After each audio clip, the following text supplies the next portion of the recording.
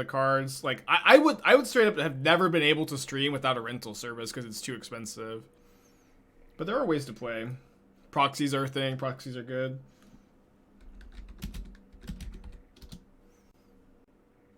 It's always been like this, but sometimes it's better or worse than others, and data shows it's becoming worse. I don't know, man. Maybe data does show that Modern is becoming more expensive. The whole world is becoming more expensive too. Prices of everything across the world are shooting up drastically in price, and it's pretty scary. It's concerning. I don't have any answers for you. I don't have any answers besides, yeah, yep. I agree. I actually hold up Counterspell here. Rental services do inflate prices further. Yeah, but it's not my problem. I don't know. I guess like a little bit, but it also makes the game like a lot more accessible to play.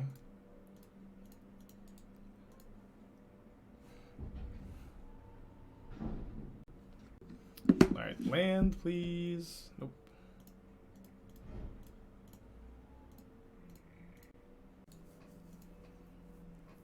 Any word on the house? Yeah, our offer for the house was rejected. The house was on the market for 3 days. There were 14 offers on the house. Esther and I offered $40,000 over asking price. Admittedly, the house was like, it was definitely listed way too low. But we offered $40,000 over asking price, and our offer was the third best offer. So it was the first offer we've ever put it on the house. It was pretty discouraging though.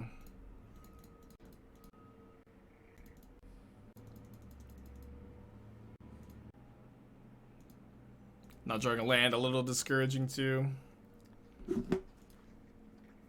Yeah, it was a bad beat, huh? I guess I can march the Kitchen Sphinx.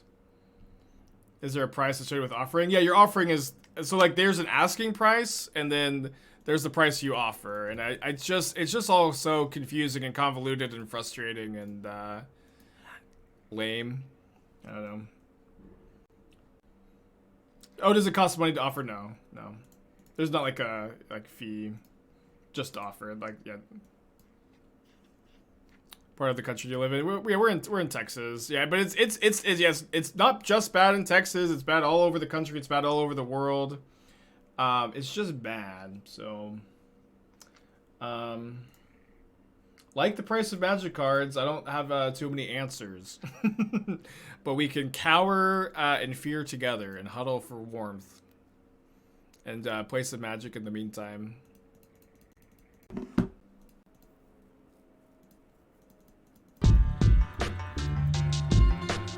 Terrific, they've been 12 months. Appreciate you.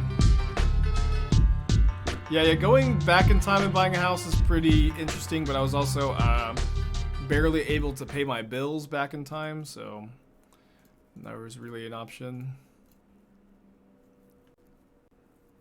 We'll rent houses, rent cards the rest of our lives. I know, dude. It's scary. Something's got to change.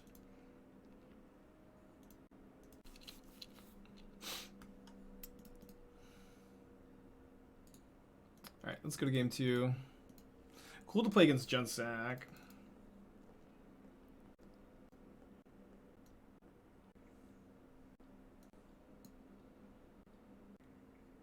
Oh, sorry. Yeah, I think I'm just going to play Dress Downs over Spreading Seas. Spreading Seas can be fine. Ever considered changing to another state? I don't know, man. It's not that much cheaper to live in another state. It's also like if we move to like the middle of nowhere, we're completely isolated from our friends and family, which is not great. And it's not, you know, unless there's like some secret haven somewhere that everybody's keeping secret. There just are not a lot of good options. And like, you know, renting is also not that good of an option, of course, as I'm sure you guys all know. Rent is super expensive as well. And it's just like an absurd amount of money that you're shoveling into a fire every single month because you don't own the place.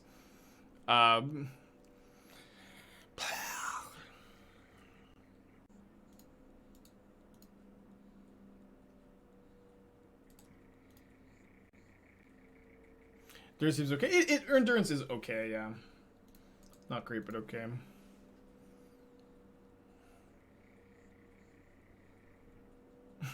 Roanoke, Virginia. I've been to Roanoke for a invitational. I don't know. I'm not I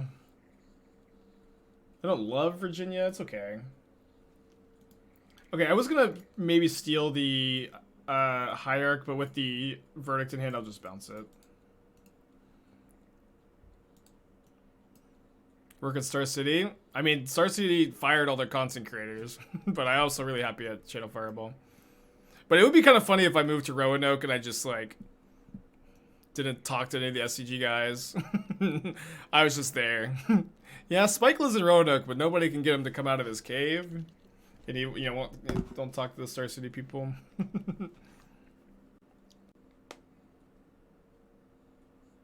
I did actually. Okay, so here's a more fun story, so we can stop dooming over the society collapsing. Okay, I got a more fun story that is somewhat about Virginia and Roanoke. The one time I went to Roanoke for a Star City Games Invitational, I can't remember. I have no idea what year this was. It was before I was dating Esther. It must have been like 2015, 2014. But I have a cousin who lives in Richmond, okay, and she just had a baby, and I hadn't seen her in years, so I figured that I would go a day early so I could go hang out with her and her family for a day, right?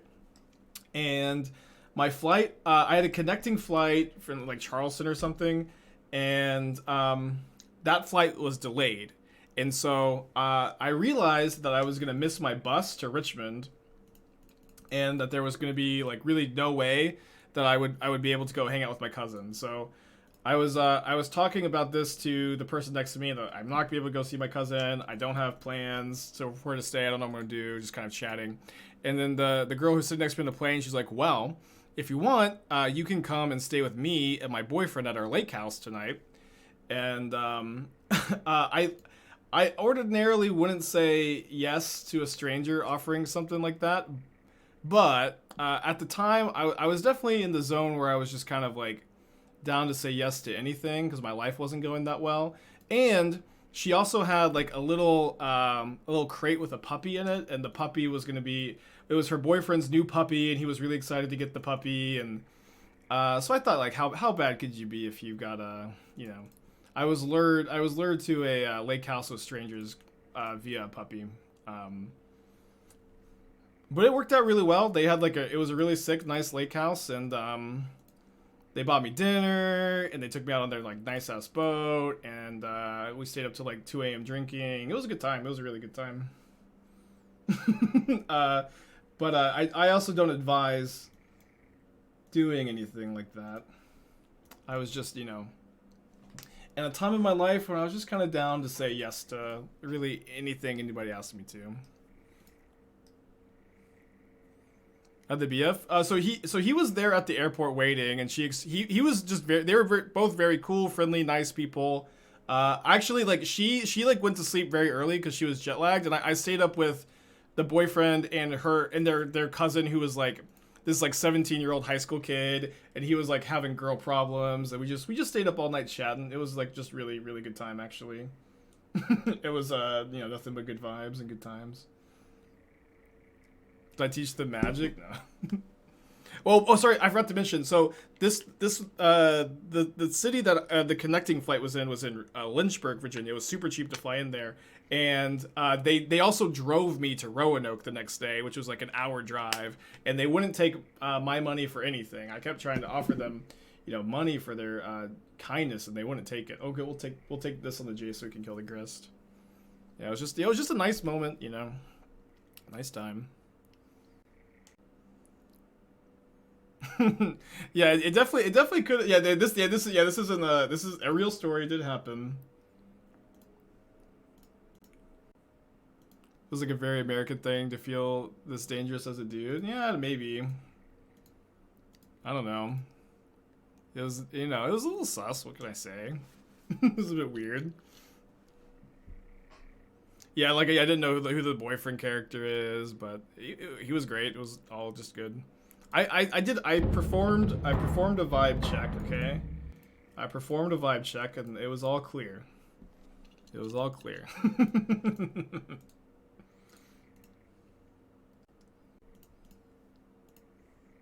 Yeah, they are playing Junsack, yeah. Have I talked to them since? I've texted them like Merry Christmas sometimes, but yeah, not like really.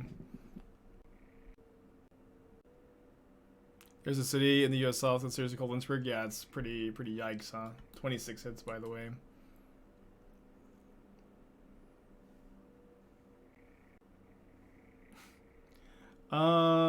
Interesting. Yeah, let's go and exile the Endurance. So I can attack with the Solitude. Just gaining life every turn is going to be a pretty big game. And then I think I want to bounce either my own Solitude or the Bloodghast. I think I'll just bounce my own Solitude. I can set up for a big turn with Yorion down the line, but I don't need to just yet. So that was a nice fun story, huh? Without doing too much. And then I went and played the Star City Games Invitational there in Roanoke. I didn't do that well, but I you know, my friend Jose met me in Roanoke, and we got to spend a lot of time. It was a good time. Back being young, you know, having adventures. When I bounce the tapped one, I guess that's better to do. Yeah. But I'm also like not planning on blocking either Seasoned Pyromancer or Bloodghast.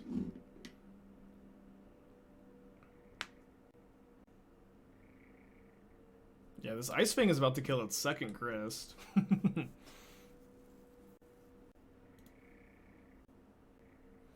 I've got 5 mana. Any good Fink joints out of Richmond? So I mean, that was the thing, is I never actually made it to Richmond that year. I did like so there was actually a GP. There was a GP Richmond. There was a GP Richmond a couple years later that I did end up going to and hang out with my family and stuff, my cousins over there, but I don't think we went anywhere crazy because they're in their 30s and didn't want to leave the house.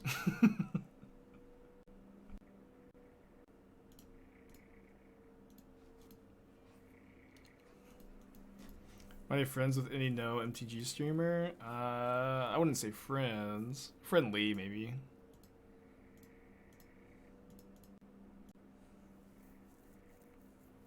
Okay.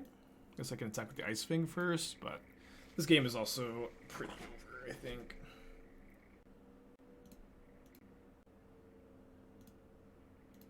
Leaving the house is hard in your 30s. I know, dude.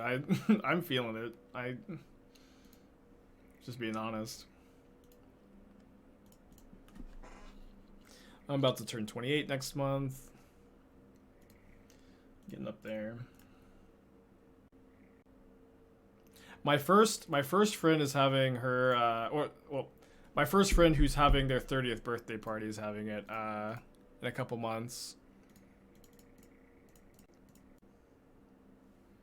And she's not excited. She's the oldest of all of her friends.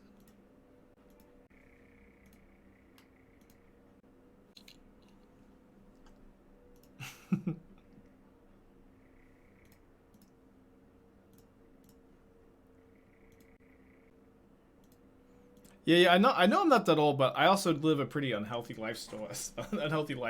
Which doesn't help.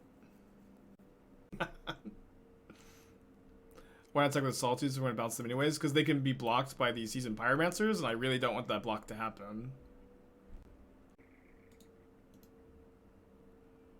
So place for channel lands. We were playing one of the blue channel lands. Kind of cool that you can bounce Yorion with it, but I don't think you want the other color ones. Like the Seiju and your Counterspell Archmage Charm deck is just really not it, I think.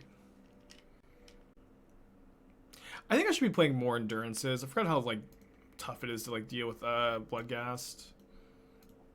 Drisdown's like really only good against Seasoned Pyromancer. The more I'm thinking about it, we'll play one.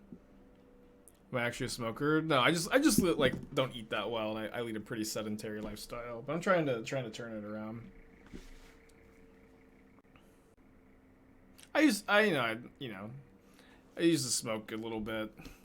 If you ever want a tip to quit smoking, what worked for me was a friend of mine took a picture of me when I had a cigarette in my hand, and then posted that picture to our group chat and said, "So cool," with like 6 O's, and I never smoked another cigarette in my entire life. Yeah, I just looked at the picture and I just fucking quit. So, think it was that was actually the same Jose that I went to Richmond with that did that. Yeah, shaming, the power of shame. But if most of my friends are also smokers, yeah, it's just like me and my friends used to like, you know, party some, and we had like a couple of friends who were smokers there, and then we all just kind of started smoking with them, and it was spreading, and then Jose just stopped it.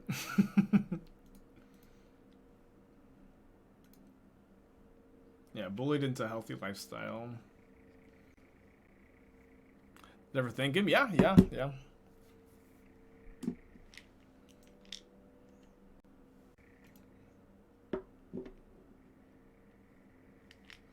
Okay, so do I shock in Temple Garden so that I can March of Otherworldly Light a Goblin Bombardment or Wrenn and 6? I think yes. Obviously I might lose 2 life for nothing, but if they play either Bombardment or Wrenn and 6, I'm gonna want to March it. Oh, sorry, I keep thinking I can exile Planeswalkers. I keep thinking I can exile Planeswalkers with March. No Planeswalker. I gotta internalize.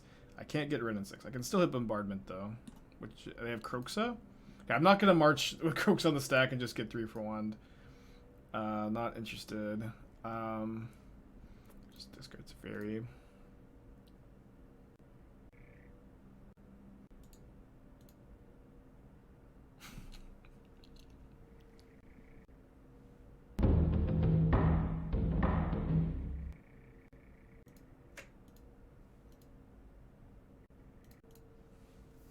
Opponent has nothing to play on turn 3. The only thing that they can really have is an Endurance. I don't feel like they should have Endurance in their deck post board, but I'll just go and get. I'll cast it to Teferi pre-combat, and if they have Endurance, they're just gonna play it. I'll just bounce it.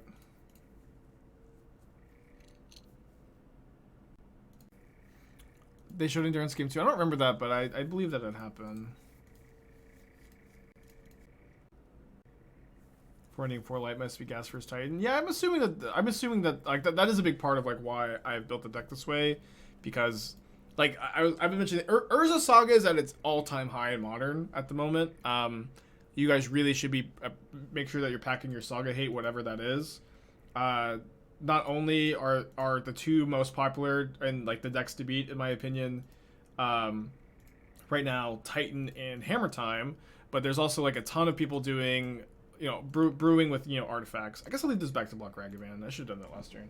A lot of people have, their wacky artifact brews too. So the Saga, I think, is at its all-time high in Modern. Which definitely makes March a better choice. This card's Kitchen Fink's Bloodghast. Am I supposed to Endurance if they fetch here? Not sure. I mean, you can only go down in price. If you can interpret anything I say any way you want to. How's that?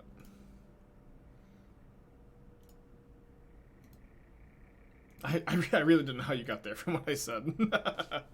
But yeah, you can just interpret anything I say any way you want to, and that's fine. Okay, so I can hardcast Endurance here. I can also like try to Verdict this turn. I think I'm gonna go for the hardcast Endurance. I could get a Forest here, but Breeding Pool lets me cast a Charm if I draw it, so I'll get a Breeding Pool.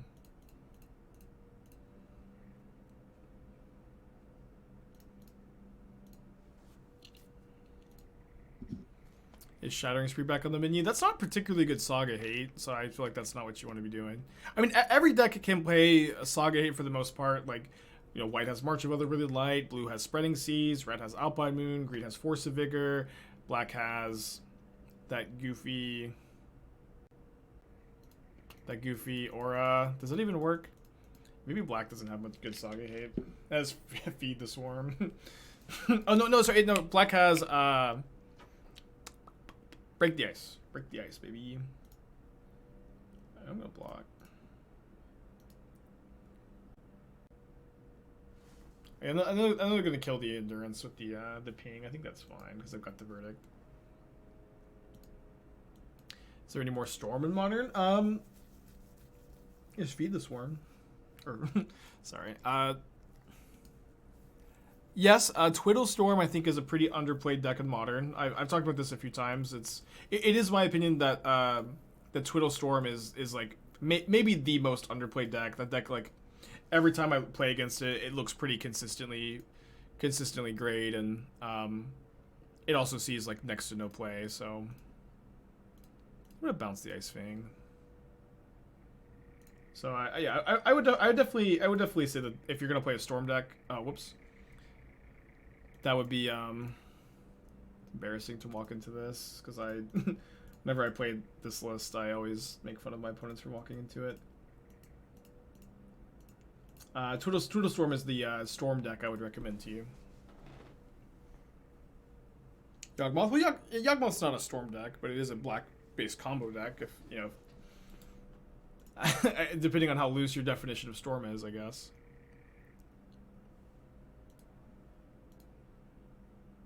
Yeah, Land Grant is not Modern legal. Any changes to Phoenix? I might play like 4 Ashiok's on the sideboard of Phoenix, just because there's so much Titan.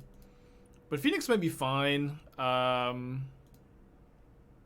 Phoenix might be fine because it is pretty good against like the Hammer decks and the Artifact decks that are popular, I think. I think March of Record Sorrow is better than against Burn than Brutality. Probably not. Maybe. Do I still like Scales? I played Scales yesterday. I was trying out Patchwork, Automaton, and Scales, and the Patchwork felt fine, and the Scales deck also felt fine. One land Twiddle Storm list? What? I didn't see it, though. A single copy of Lotus Suit is its only land. How does that work? How does that work in Modern? It has to be a Legacy deck, right? They recross for the Lotus Field. Oh, they have MDFCs. Okay. Okay. Weird. Interesting. Interesting. I haven't seen it now. I'd be interested to see what the list looks like.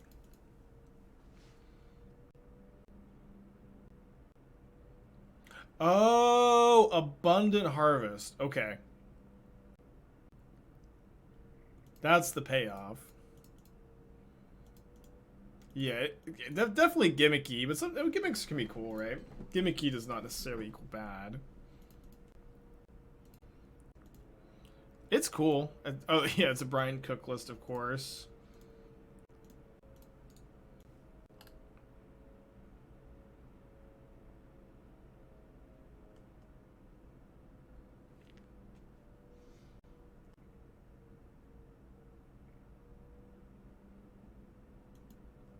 Very cool deck.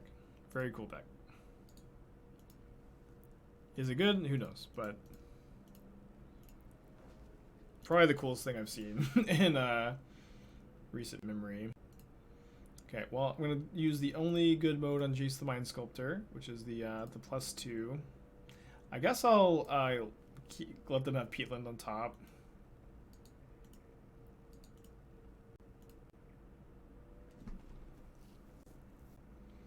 I'm excited for Elden Ring tomorrow. I'm really excited for Elden Ring. I'm gonna try to stream it tomorrow night. I don't know how that's gonna go. I haven't variety streamed in like maybe 2 years, maybe a little bit more than that. But I used to do like a lot of Dark Souls streams on the channel for fun.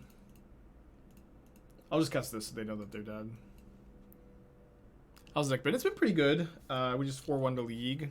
We did 0-2 drop before that, but is a Dark Souls no hit run? No, I did a very casual Dark Souls no death run on stream one time. But I've never done a no-hit run. I maybe entertained the idea of trying to once. Let's keep this on the draw. This hand really just needs a land. Yeah, I hit the wall. I mean, I got robbed. The wall deflected my club. I also look younger there because my hair's shorter. I want to get a haircut, but I want it to be maybe something fun because of the whole mullet bet. But I also don't want it to be an actual mullet because fuck that. Yeah, that was Dark Souls 1. Yeah, I could get a mullet, but I don't want to. I think it's Tron. We do have a Spreading Seas in our hand, and we're drawing a land for this turn. Easy peasy.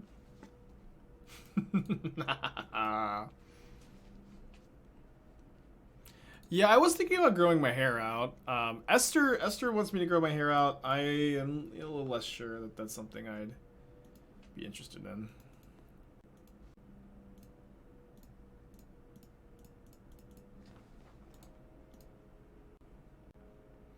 Yeah, Mohawk might be fun. I don't Esther as she's definitely expressed that she is anti Mohawk.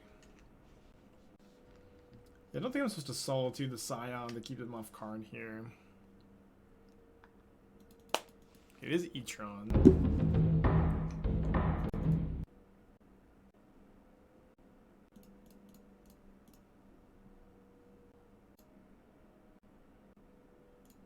$80 cards, by the way, baby. It's funny. I describe myself as scared of the next Big Five triumphs. I wouldn't use the word scared. I'm scared of more serious things than triumphs, but yeah, I do think that the other triumphs might have a negative impact on the format, making mana too good, but we'll see. We'll see. I mean, mana's already really, really good right now. I don't really think that the new triumphs are gonna change things so drastically that all of a sudden, like,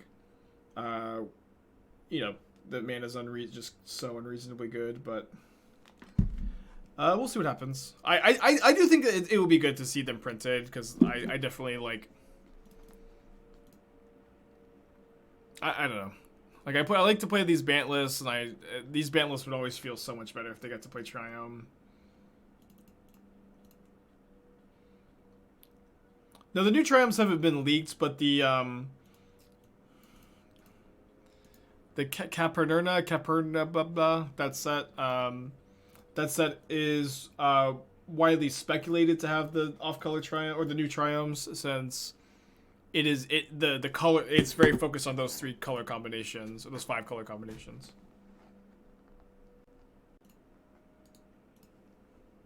Caperna? Yeah, thank you.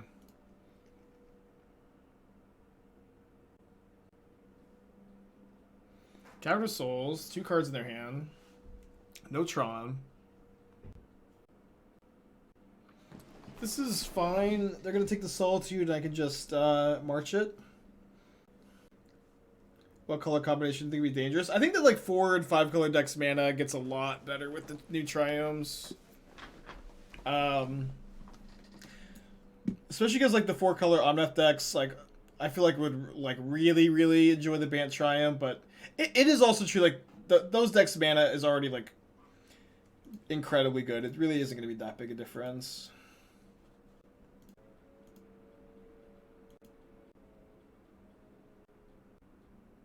See what happens. Time for 2 mana Blood Moon. Yeah, I don't know. I do feel like it is somewhat of an issue how good the 4 color Omnath deck is, how good that deck is currently against Blood Moon. Like I'm at the point where I actually do not think that the card Blood Moon is good against the 4 color Omnath deck. They just play Ragavan and Abundant Harvest and can fetch their basics super aggressively. Just really not that good against them.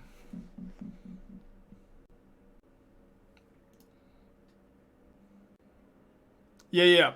And exactly, like the new Triumphs don't change that. That's already the case.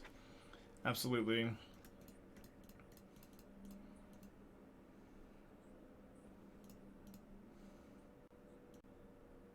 You guys have Blood Moon in your sideboard. Disgusting. I didn't need to know that. It's funny. Do you think the mana fixture should be banned? The mana fixture should be banned. Are you talking about abundant growth? No. No, I don't think so. Just something to keep your eye on for the time being. Advice on Esper, Ephemerate, Rainmaker, Brisk Shadow, and Murktide. Those matchups can be tough. They're gonna be tricky to navigate. I also think they tend to play a little bit differently. I also obviously haven't played that matchup much lately, so I don't know if I can give you great advice. Let me sideboard real quick.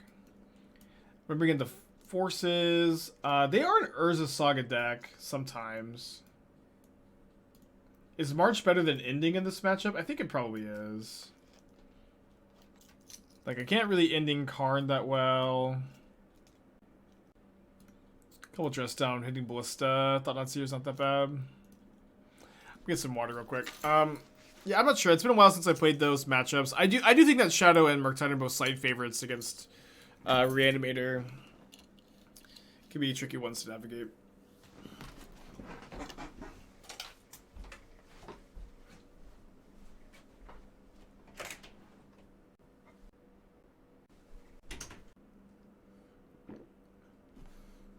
Okay, on the draw against E-Tron.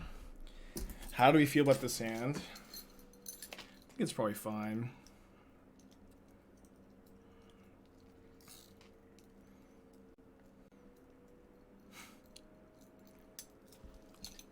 Let's try it. This would definitely be a great hand for the Bant Triome. What's my opinion about March now? I think it's pretty good. I've liked the card so far.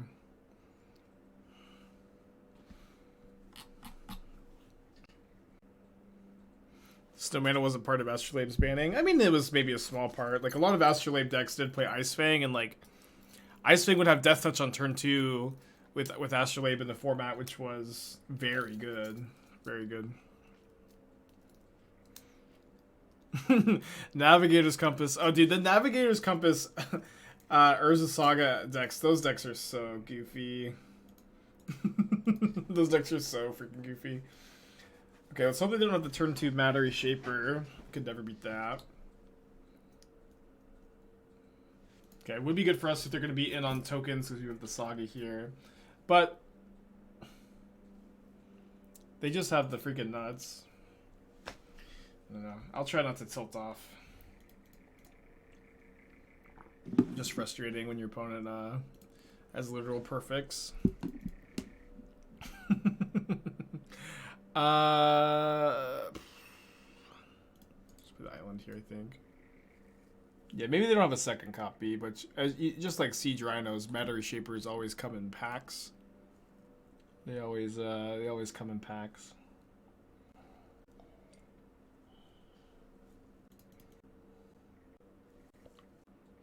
No!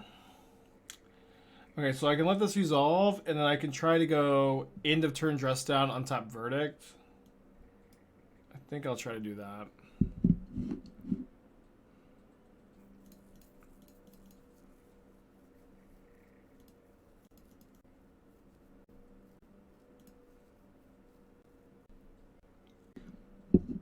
That is true, yeah. Playing it's probably a bad matchup for Red Black Anvil, huh?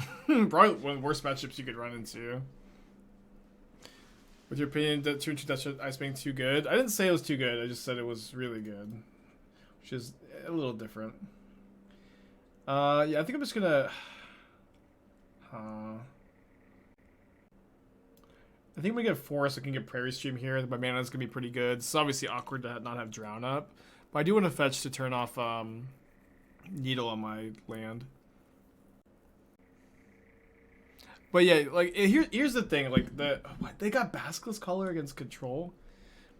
Oh, okay, I do get questions sometimes about like Spike, do you think Baleful Strix would be too good for Modern? And like Baleful Strix is a super polarizing card that like really unincentivizes players to you know, play creature combat, and I think that like Baleful Strix would have a negative impact to Modern, and I would not be in favor of it being printed into the format. And Jace the Mind Sculptor.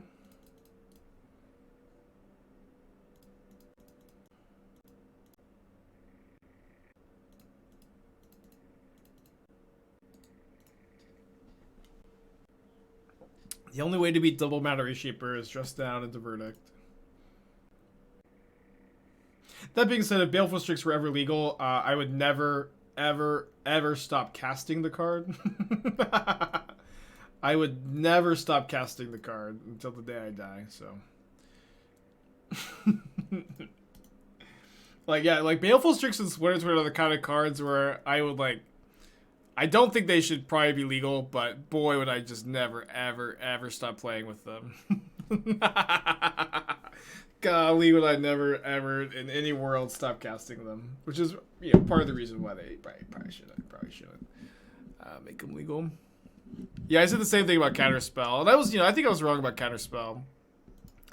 I was a little scared of Counterspell being in the format. But it's also like Counterspell, it was obviously I was evaluating it through the lens of pre-MH2 Modern, but like Ragavan and Urza Saga are two of the main reasons why like Counterspell is not oppressive in my opinion. Because Counterspell is just like, those are like two of the super premier cards, super premier threats in the format. Counterspell's not that good against either of them. I think the Counterspell in a pre-MH2 Modern would have looked really different, in my opinion.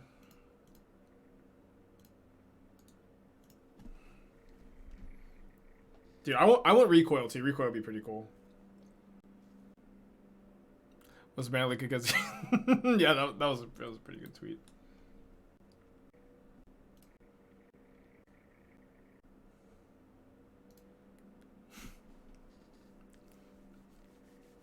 If there was a regular Solitude Counterspell as fair magic, I think so. I just like I do think that you know, it's just a bit scary if a card like Counterspell is so ubiquitous and dominant, you know what I mean? Like I kind of felt the same way about Lightning Bolts pretty early into Modern's history. I don't feel that way about Lightning Bolts anymore. But there was a long time where Lightning Bolt was, you know, the best one mana removal spell by a lot. Path was like played too, but it's like Bolt was better than Path, and there really weren't other good options. But now you have Unholy Heat and Fatal Push and Prismatic Ending and March of Otherworldly Light, and Bolt is also just like not really that good. It's not terrible, but it's just kind of bad if I think if an answer is just like, you know, as dominant as Lightning Bolt used to be.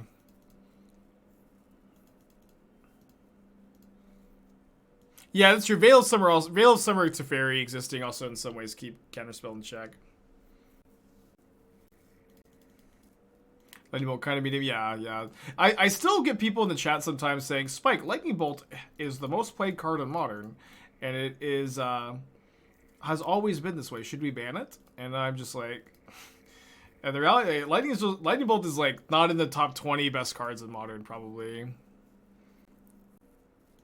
20s, I mean, I guess that depends if you count Fetch Lands as the top 10, because Fetch Lands are the top 10. You should.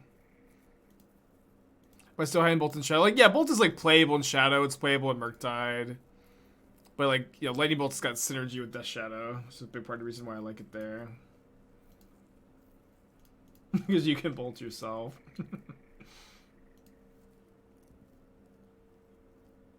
You can count Fetch Lands as one card. Yeah, maybe.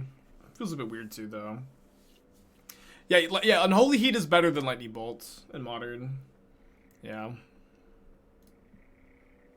I don't think that that's a super hot take either.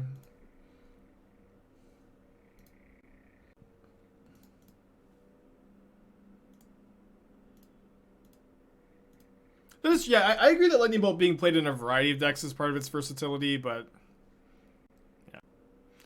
yeah, that's a good point. Yeah, all the fetch lands besides Marsh Flats are the best cards. I remember there's the longest time you would never see a Marsh Flats put into play. You would just like never, ever, ever see somebody put a Marsh Flats in play.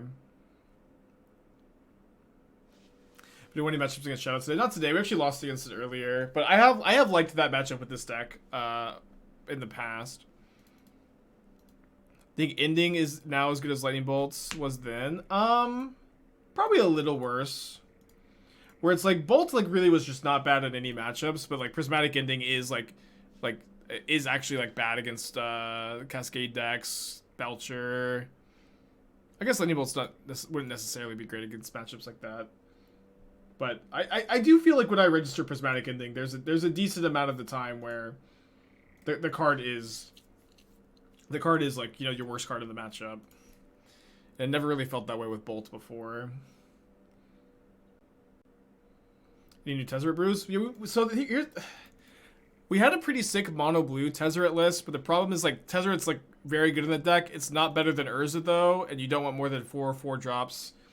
Is something I determined, or maybe you could play one Tezzeret, but I think we might be shelving Tezzeret for the time being.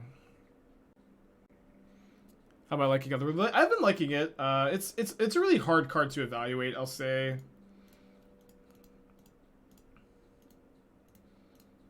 But I've liked it so far.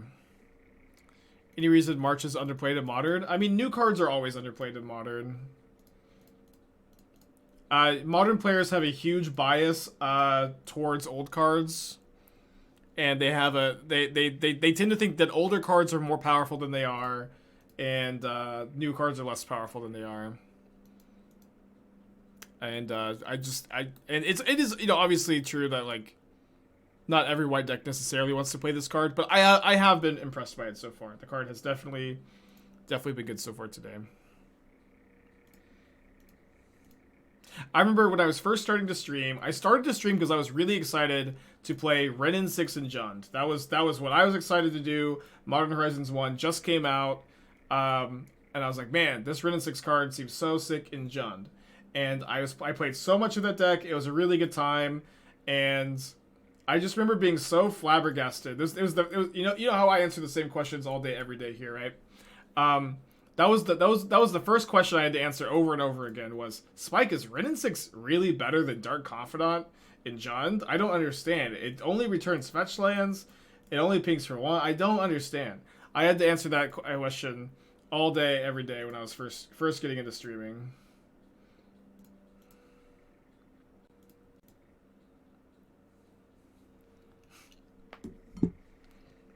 Those are some good times, huh?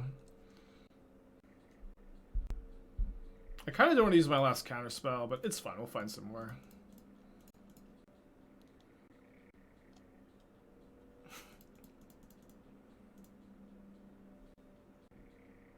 Yeah.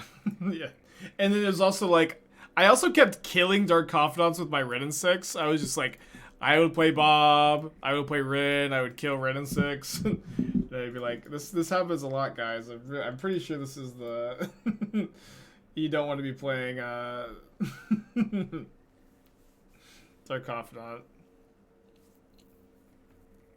I killed a lot of Dark Confidants with Renin 6 those days.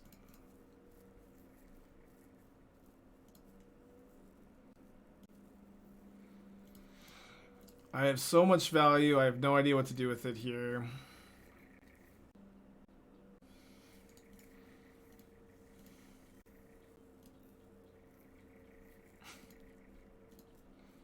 I guess I'll exile Basilisk Collar so that I don't have to discard.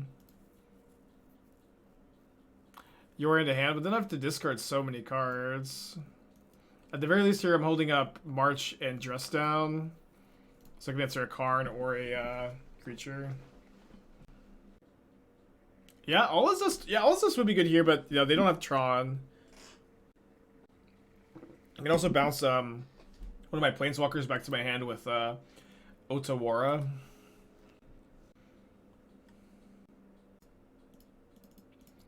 But I can't resist the value here.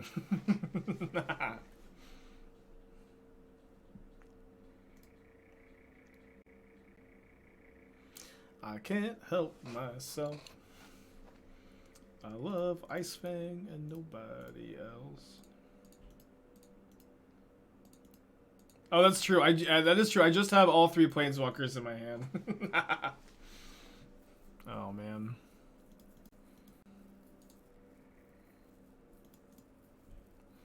Yeah, just doesn't do anything against Batterskull, I believe. No, it removes lifelink, and it does remove lifelink if played after Batterskull, but doesn't stop the +4/+4. Alright, opponent still playing. They got 2 cards in their hand. I have an amount of cards in my hand. Who's to say? Who's to say, and who's to say if I'm going to get to use any of these? I've taken my opponent down for 7. I guess I'll go for a Yorion.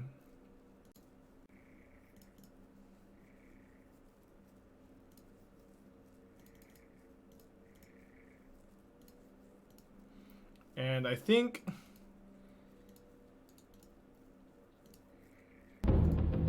do I even bother flickering? I guess so. I can sculpt this hand. I got time. Does March feel nearly as good as Ending? Yeah.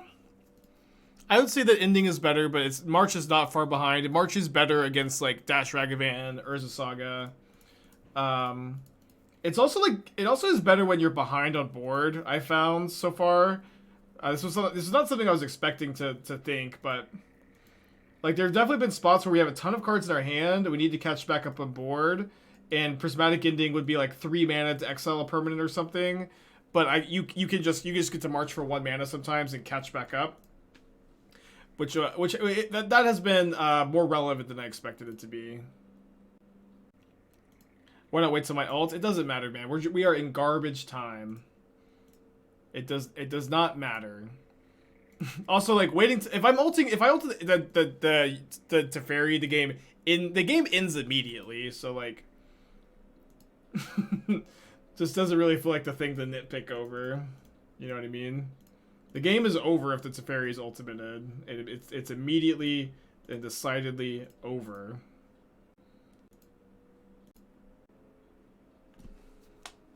But it's also over now.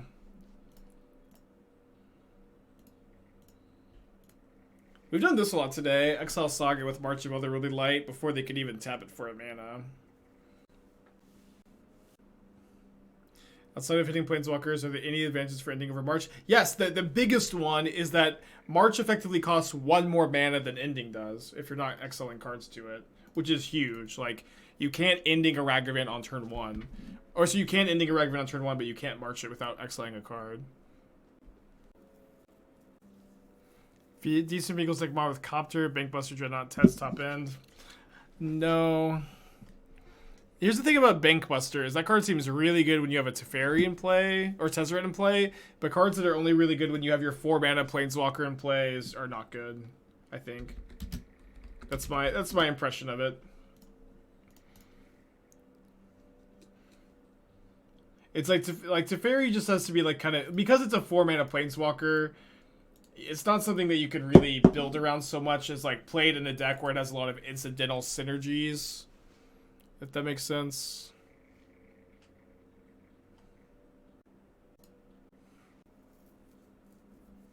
Opts. What about Tome? I mean, what about Tome, right?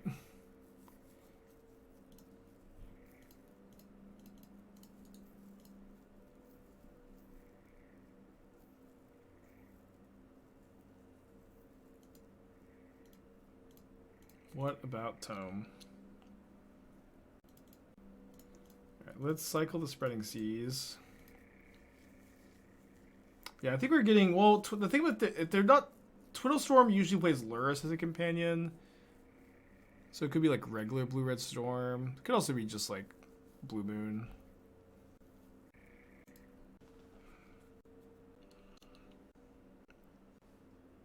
Okay.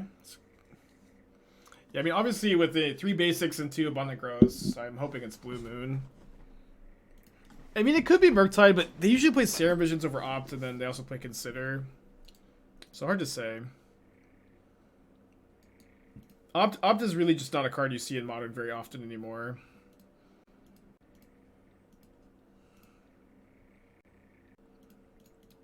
Yeah, Through the Breach is a good guess, because they don't want to mill their own Emrakul.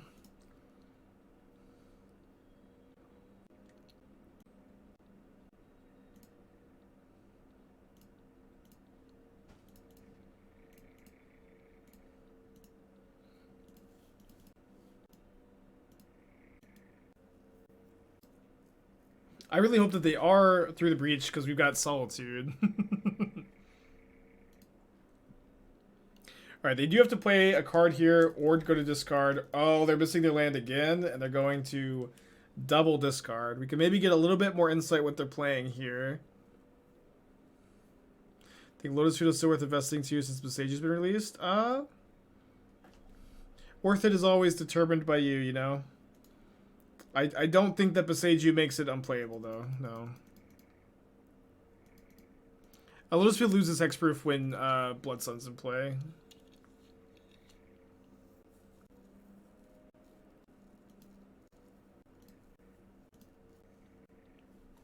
They've got Cryptic Command in their deck.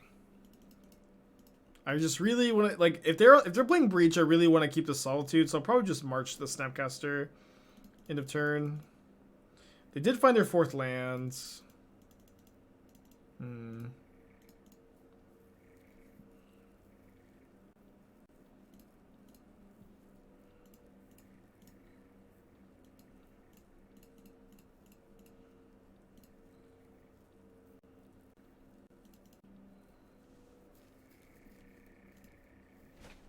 Okay, I think I'm supposed to go 5-drop Counterspell up this turn, and then maybe next turn 5-drop Teferi. Let's have that 5-drop be, or Teferi 5-drop if I draw a land, a 3-mana Teferi. Let's play this one first. I think that Yorion and Hero of Dominaria are close to being about the same value. They have already used 2 counterspells now, so they have to have a 3rd one, which they do, or a force, I guess. Just passing. I did not draw the land to play both, so just pass back.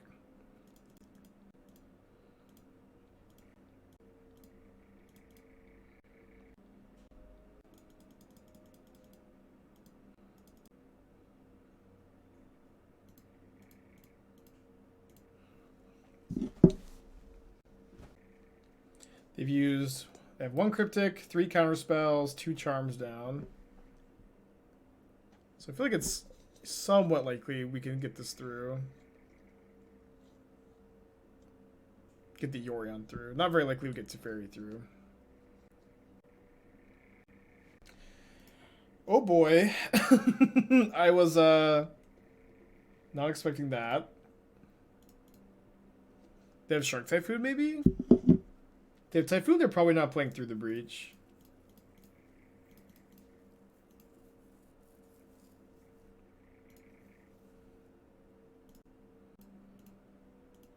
I mean, opponent has 7 cards in hand. I don't know.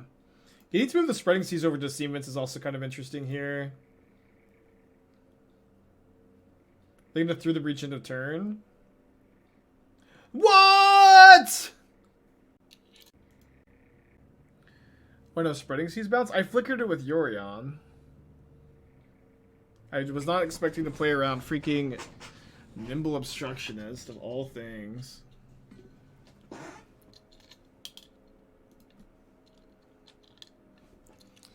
God.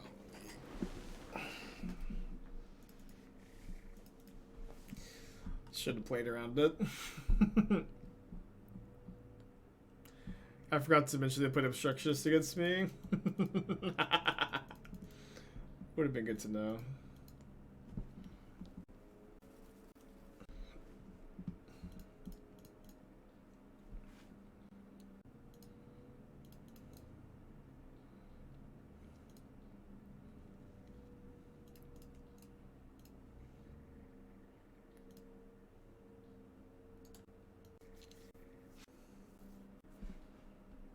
Reminds me a lot of like the old Temu lists.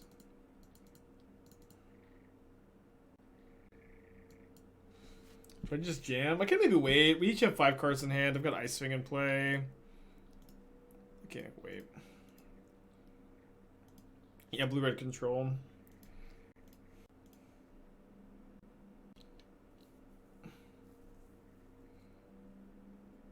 Curse you, nimble obstructionist. That was fun though. Okay, I don't think my opponent is playing through the breach. I think I'm gonna cast Typhoon here. Or sorry, Solitude here.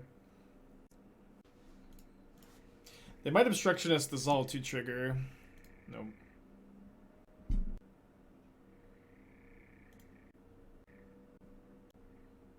Oh, sorry, I was supposed to leave my Abundant Growth on my other land, but this is fine. My mana is still pretty good. I can even ending it. It just doesn't matter.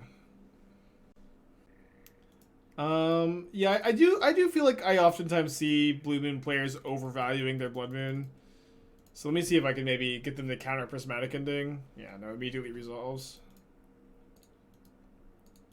I might want to scry 2 here. Let's scry 2. How do they only have 3? How are we ahead? How are we ahead? The obstructionist was so much value. What happened? How are we ahead here?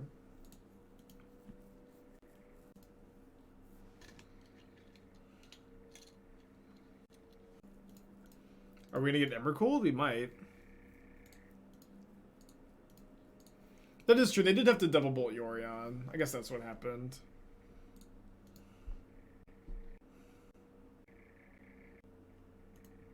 They got 2 cards in their hand. They got 2 Planeswalkers. Seems like a pretty clear-cut choice. They do have Cryptic Command in their deck, but they've already used 2.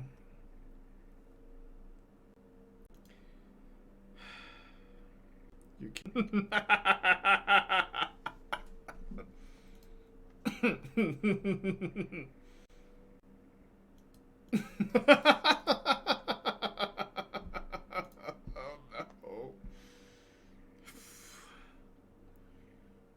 I think I'm gonna pass.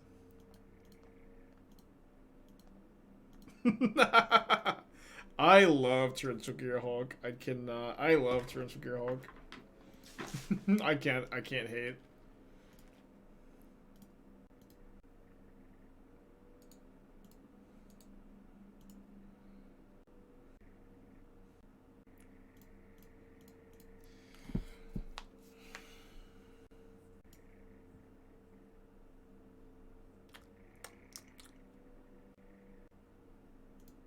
Yeah, I really don't want to slam the Teferi when they can kill the Ice-Fang. I also don't want to Verdict away the Ice-Fang when it's holding back the Gearhulk, so I'll just scry some more. 3 Cryptic Commands used and one Cryptic Command Gearhulked back. They've also used 3 bolts, so it's not that likely we can get bolted out. They only have 21 cards left in their library. It does seem like their deck doesn't have that many win cons.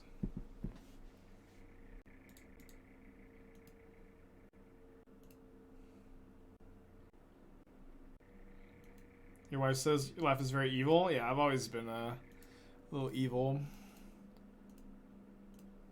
Just wait till they drop the Keranos. I have a really funny story about Keranos from the Hunter Burton Memorial last year.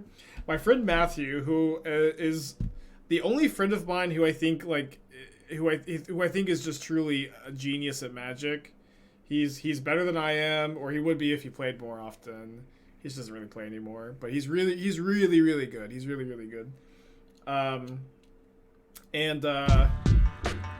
He played Hammer Time at the Hunter Burton. Pat, I think the Twitch Prime, appreciate ya. He played Hammer Time at the Hunter Burton, and his first round opponent is playing, like, you know, it's just like a tabletop deck. It's like super duper casual. It's a red-white deck with a red-blue deck with spells in it. It's got like Artful Dodge and Storm Chaser Mage and Titan Strength. So it's like, you know, a budget Magic Online deck. I don't really know how to describe it. I didn't actually see it in action. I'm just, you know, secondhand telling you. But it's just like it's all like, it's also all like basic islands, basic basic mountains. Like there's no dual lands in the deck either.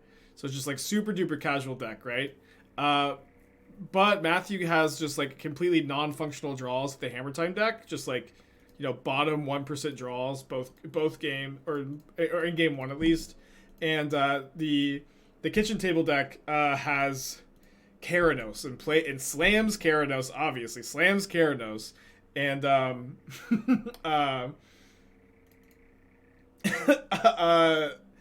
his opponent misses like 3 Keranos triggers or something like that. I can't remember exactly how the story goes, but apparently the Keranos pilot missed multiple triggers from the Keranos, but like would remember like every other trigger, like would just forget about it for a turn, hit it for the turn, and Keranos did win the game. Did win the game for the blue-red player. Oh boy. Is this the 4th Nimble Obstructionist? So weird. 1, 2, 3. Just the 3rd one. But I think he did win the match. Maybe I missed. You might not have. I may be misremembering. Oh, dude, we're dead to Snap Bolts. We are dead to Snap Bolts. Brutal. Okay. So Endurance seems pretty good against them. I'm going to cut the Spreading Seas. You know, one thing about Force of Negation is, like, Force of Negation is pretty strong against decks like, you know, like against blue-white X mirrors, because they're like tapping out for planeswalkers. But against like Blue Moon, like they might even slide out some moons against me. I don't really think this is a card that we want. I guess these Prismatic Endings are also like completely terrible. So maybe play like 1 Force, 4 Veto, and then we can keep the Marches in because they're an instant speed removal spell. Could play like 1 Dress Down. I think probably don't want to. That was cool though. You did win the match. I couldn't remember if you did or not. Halaxor is who I'm telling the story about. You remembered the land triggers and never deal damage triggers. I was dead 3 turns earlier if you remembered any of them. So weird. But for you, yeah, Keranos has won a game of Modern in the last 2 years, apparently. Just down for Gearhulk. I mean, I would rather just like fight over the Gearhulk because like the 5/6 body is still a big issue, you know. Is White March based or cringe? Great question. Somewhere in between, perhaps. 3 Verdicts might be a little too many. Although Verdict, like being uncounterable, does seem pretty good. Could maybe have trimmed 1.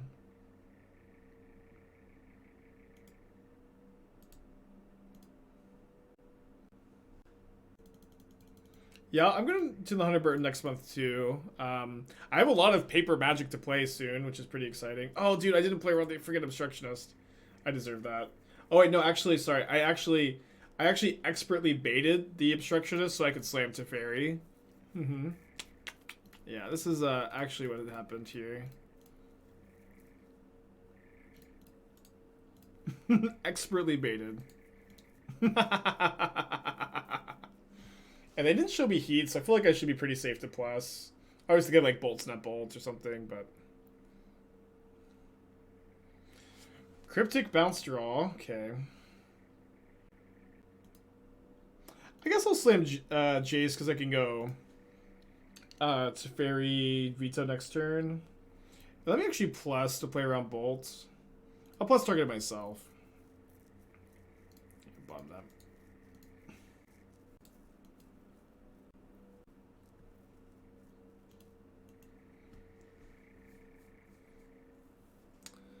A lot of lands.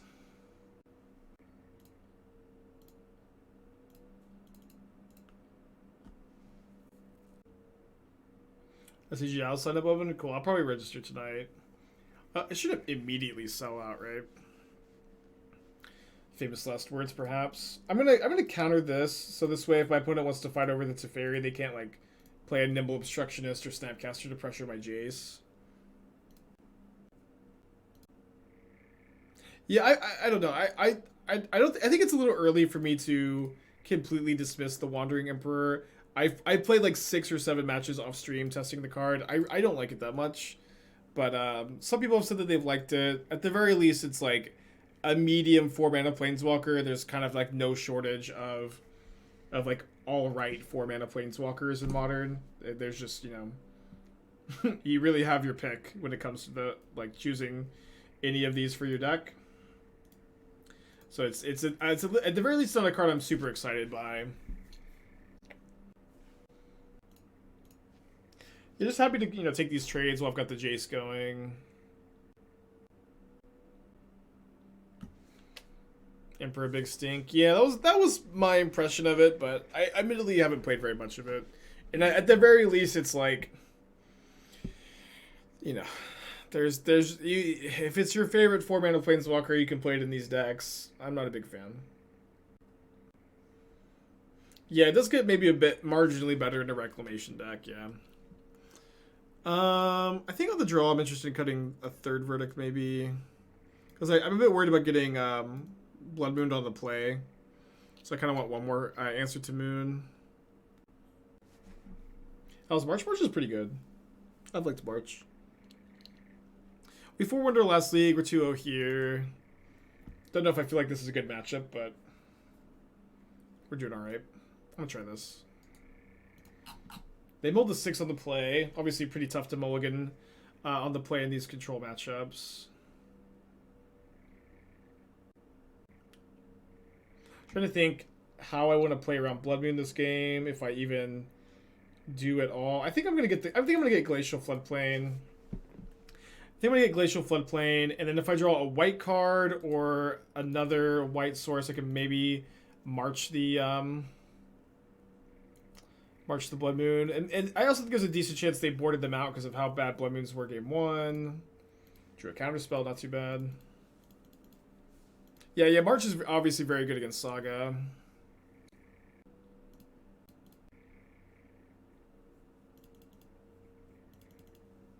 Right? Not a bad draw. Ice-Fang is so good at these control mirrors.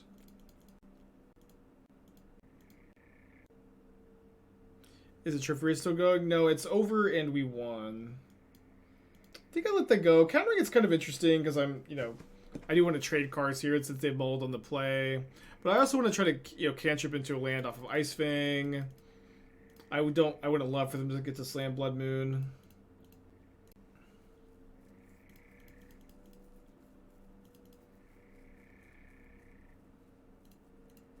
Lucky to hit a land.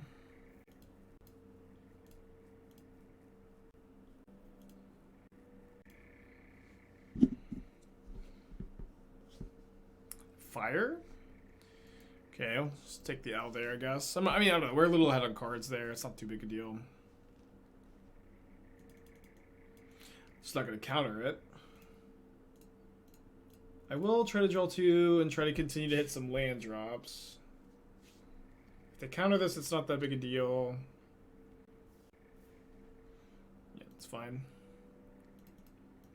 They've got 4 cards. I've got 7. They're up a mana. I think there's a pretty good chance to just cast a Solitude end of turn here. We'll see what happens. Yeah, we can cast a Solitude here. We have March to exile Blood Moon. And we have a Solitude in case they play another big creature. So I feel like we should be pretty safe here. And just like, not only, you know, making sure we get to resolve a 2-for-1 is important, but we also like get some pressure in play, which is pretty important too, I feel. They do have Blood Moon, which you do have the March for. That being said, I guess it is possible that my opponent is going to be able to counter my March. So I think what I'm going to do is just put Yorion in my hand and pass for now.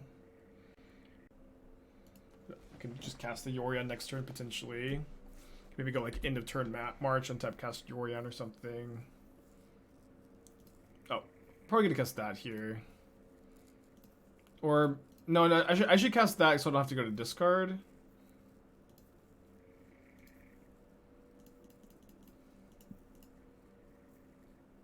2 cards in their hand. Hopefully no cryptic. Cool.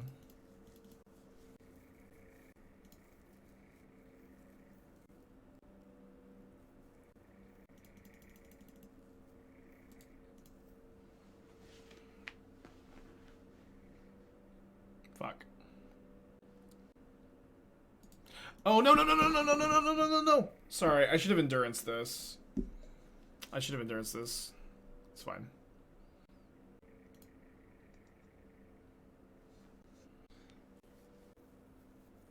Wow, that is a crazy draw.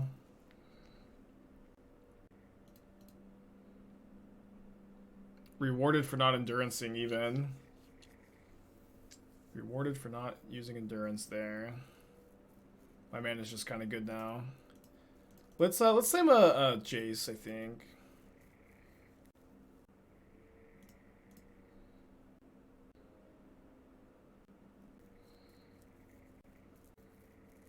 No, the last card's another counterspell. The third counterspell. Dang it. Dang. Now they've got 2 cards.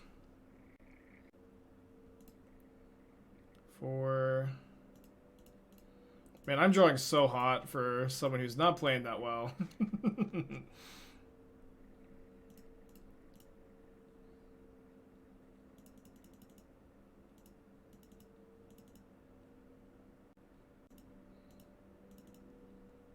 Always hard to play around, you know, decks that are playing cards like Nimble Obstructionist, you know what I mean?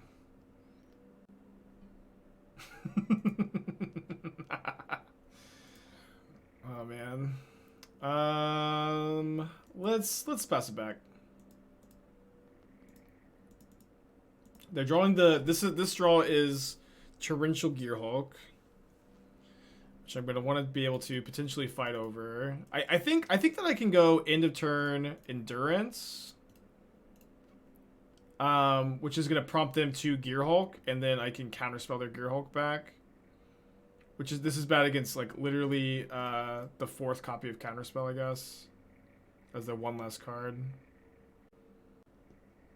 That basic forest was such an absurd draw.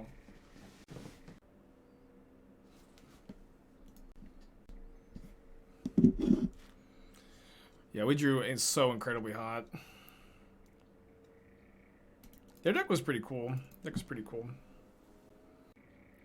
Okay. Keepable hand.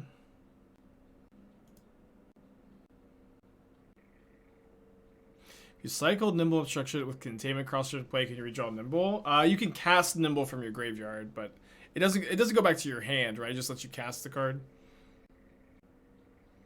Corn or flower? I would rather not say. I'll plead the 5th on corn versus flour tortillas.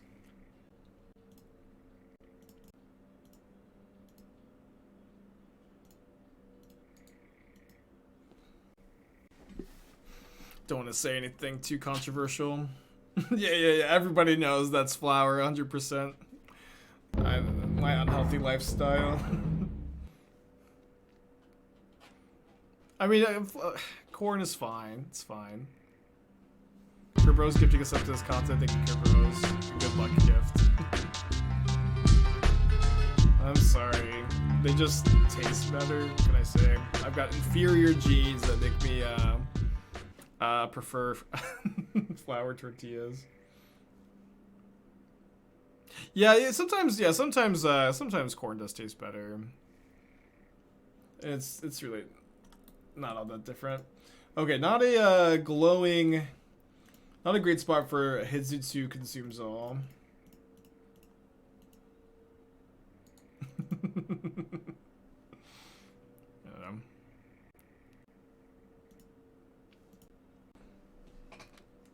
Does cilantro taste like soap? No, it doesn't. I don't mind cilantro. So cast this. Yeah, that is true. The people who grind at 9 to 5s in the States don't usually get to catch the stream. But if you really want to watch the stream and you still have to work a 9 to 5, you can like move to Europe and then just watch me in the evenings. Is my advice to you. All right, so they're gonna get to flip this, and it's. I'm just gonna Solitude it probably. We could read the card later. Can maybe Ice-Fang block it too. Either way, just gonna Yorion in the hand, attack and pass, because this does not this can't attack the turn it flips because it does leave the battlefield first. Yeah, just simply move to Europe and then you can watch me still work the same career. Tem, thank you for Twitch Prime, appreciate you. This is being most of my audience isn't based in the US. I would say that if last time I look at metrics, it's like a little above 50% are from the States, and then you know, yeah, a little above 50% from the States, and then it's not like any one singular country after that. Okay, they've got Castle Urborg Cabal Coffers going. And their big payoff is Walking Ballista for 2. So this just gets a counter when it deals damage. Not necessarily too scared.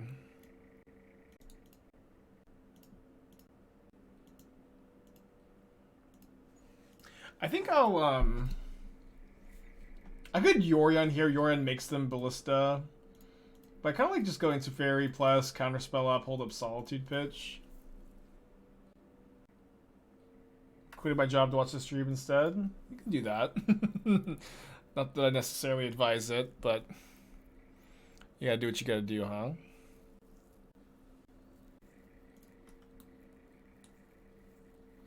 Okay, so they're only pinging one Ice-Fang for now.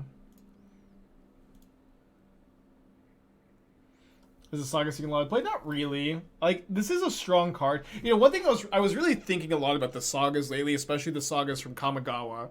And I really feel like it is really intentional in the design of these Sagas that they all provide... They provide powerful effects that are, like, hard to build around and not focused. You know what I mean? Where, like, you have one card that you know, it blows up all permanents with these mana values. And then it exiles all graveyards, and it comes back as a 3/3. But these things are also weird and different, and it's kind of they kind of feel unfocused. That might be the word I'd like to use, unfocused. And I think it's by design, like that these cards can give you a lot of value over the course of 3 turns, but it's kind of hard to like build a deck with them in mind, at least in Modern. But I think that is by design, because if you got like 3 really powerful effects in a row that were super focused and you could build around easier, then these cards might be like a little too strong, or like it would be less exciting. So I think that they're interesting designed. Like let me pull up another example real quick. Set Kamigawa Saga. I think this set is just kind of full of examples of cards like this, where, you know, this card gives you a 1/1 mana dork, you get 2 counters spread out, and then you actually get like a pretty powerful 3 mana 2/2 creature. I mean, in Modern, this is probably just like maybe this is a better example for like Standard. But I thought this one was a pretty good example too. It's 2 mana, you get a 1/1 creature, and you get to mill 3 cards, so you enable some graveyard synergies. Then you get to put a 1/1 counter on a creature, maybe the Spirit, but that doesn't synergize too well with your creatures. And then it transforms into a 1/1 that gives you graveyard hate and grows, which is like all these modes on one card is pretty strong, but just like a little weird and unfocused, because it's like it's a graveyard enabler, and then it's also graveyard hate, and just odd card, right? I think there's a lot of cards like this. Cards are bad, maybe. Like I don't know. I if you feel like that's my point, is that these cards are bad. That's not really what I'm trying to say. Like maybe that's the conclusion you can draw, but I do feel like it's a little deeper than that. Like these cards are powerful but not focused, and hard to like build around, especially at least in Modern.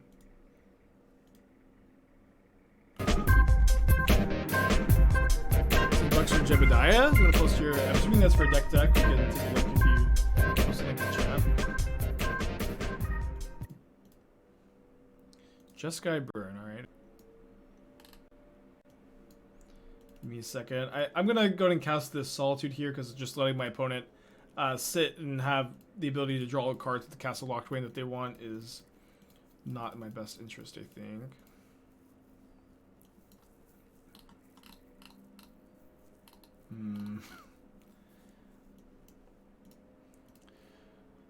Alright, I got some thoughts here. Let me take my turn real quick.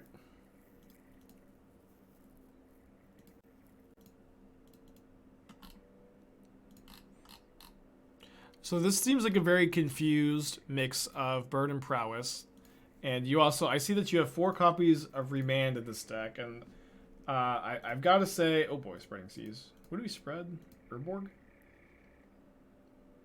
No, Cabal Coffers because this is legendary. They could just replay a legendary land. Could just get the castle. I think I'll get the coffers. Yeah, this list feels like it was built by someone who really likes, I don't know, a spell casting enthusiast who hasn't necessarily built a lot of modern decks before. Where, like, in your burn deck, you can't afford to play cards like Unholy Heat, where your burn, like burn decks very much are like combo decks, where you're assembling a critical density of spells that all deal damage to your opponent, all come together to kill them. And when you play a card like Unholy Heat, it's so awkward that it just can't go face. Remand is not a very good permission spell in the format. It is okay in some specific combo decks that can't afford to play Counterspell because of their mana restrictions. Like, it is occasionally good in that kind of shell, but is not one that is good, just kind of like generically good in a deck like this. It's also like certainly the case that if you want to play cards like Monastery Swiftspear really wants you to be playing a lot of 1 mana spells and 2 triggers Swiftspear. So you want to be playing a lot of cards like Lava Dart, maybe Manamorphose being a 0 mana spell to trigger it. You know, obviously Burn does play Swiftspear, but this feels like a bit of a mix of a Prowess deck and a Burn deck, if that makes sense. And I kind of feel like you have the worst of both parts. I'm not a big fan of the cantrips either. I know that you have the cantrips that trigger the Swift Spears, but like, I don't know. Maybe that wasn't the best point. Like, Snapcaster is also not a card that usually shines in these kind of lists. Like, your curve is just like too high. I know these are like a lot of like general points, but your planes is really bad too. I think that's a good point. In a deck that has 8, 12, you have 15 spells that cost 1 red mana, and then you have, are there ops here? There's just visions. You have 8 blue spells. Like, a planes is going to be really, really awkward to draw early. Let me sideboard real quick. Their deck is really weird. They're playing like Rakdos Sagas. Spreading Seas does seem pretty good against them. They're also playing like multiple Ballistas. I'll play a couple Dress Downs. Trim a Solitude, Trim an Ending. This was the wrong deck tech? Okay, well those are my advice there. Can someone post the real? This is the Sultai list? Okay, well, there's some free advice. Sultai Reclamation, okay. Mulligan. Keep.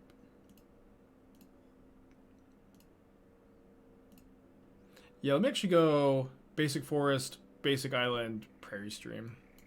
Okay, so here's a band-aid to rip off. Mystical Teachings is the coolest card that's ever been printed, but it is worse than Memory Deluge. It is a worse card than Memory Deluge. Peach Chart with 2 packs. I got another deck coming. Might have to wait a little bit on it. It's worse than Memory Deluge. In your Wilderness Reclamation decks, you need to play 4 Memory Deluge, and like that is your main source of card advantage. Like you also have Jace in this list. You're playing Jace because Jace is also a super sick card that you want to cast it. It is worse than Deluge.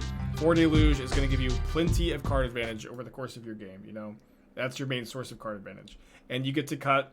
I've put Sultai Charms in decks. You get to cut the Sultai Charms. You get to cut the Jaces. You get to cut these goofy Mystical Teachings tutor targets, and you just get to play a better deck. And you get to play 4 Reclamation, 4 Deluge, 4 Typhoon, 4 Archmage's Charms, and you don't have to play the goofy lower card quality cards.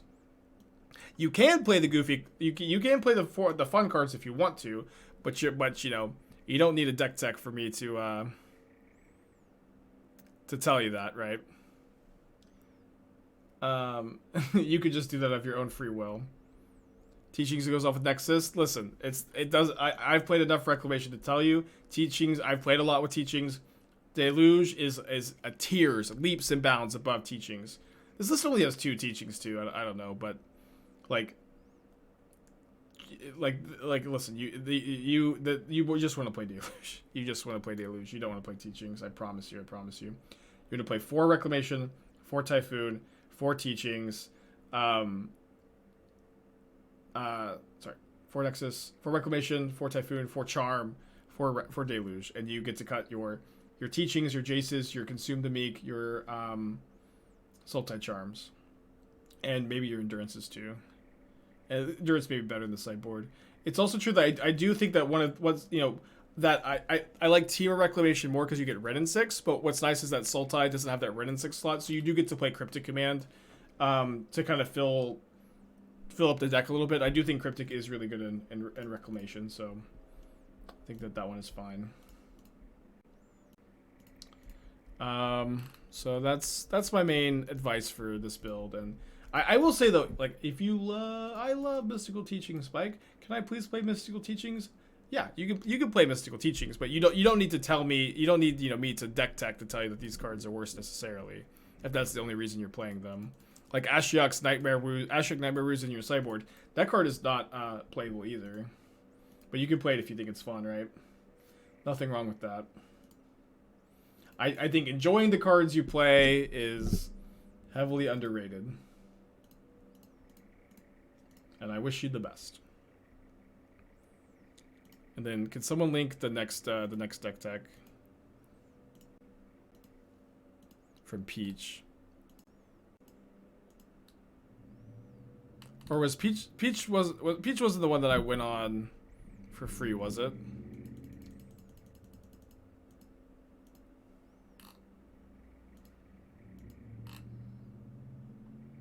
Oh, it's for the accidental deck tech. I see. Well, thank you for that then. Team Rec is amazing in the updates. I encourage you to play the blue channel land in the main deck at least. I don't think that you want to play. I think I care about this. I don't think that you want to play the Boseiju because you're an Archmage's Charm counterspell deck. But you could play like one Boseiju and like maybe you play some like a Flooded Grove or something. It'd be fine. But it is also like definitely the case that like if your deck is not interested in having a land that enters untapped and taps for green, you're not a very good Boseiju deck.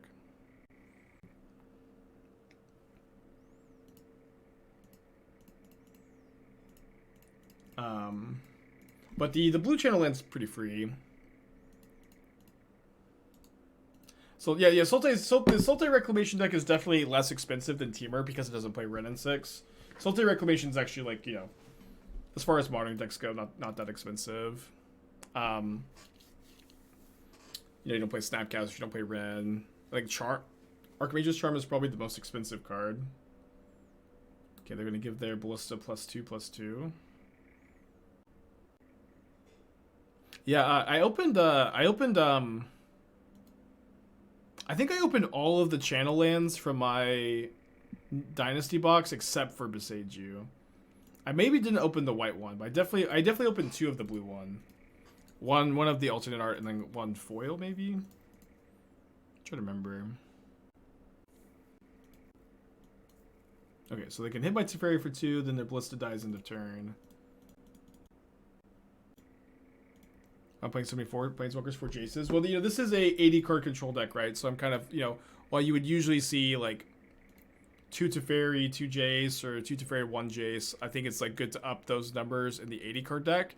It's also true that like this is the best Jace the Mind Sculptor deck I've ever played, or at least like post MH2, where because this deck it plays so many cards that just say draw a card. Ice-Fang, Abundant Growth, Spreading Seas, and something that, a lesson that took me a long time to learn is that when you play a lot of these kinds of cards, your deck is is inherently more vulnerable to be mana flooded than decks that than playing cards that have more selection. And so playing Jace as like your 4-mana card advantage engine of choice in this deck allows you to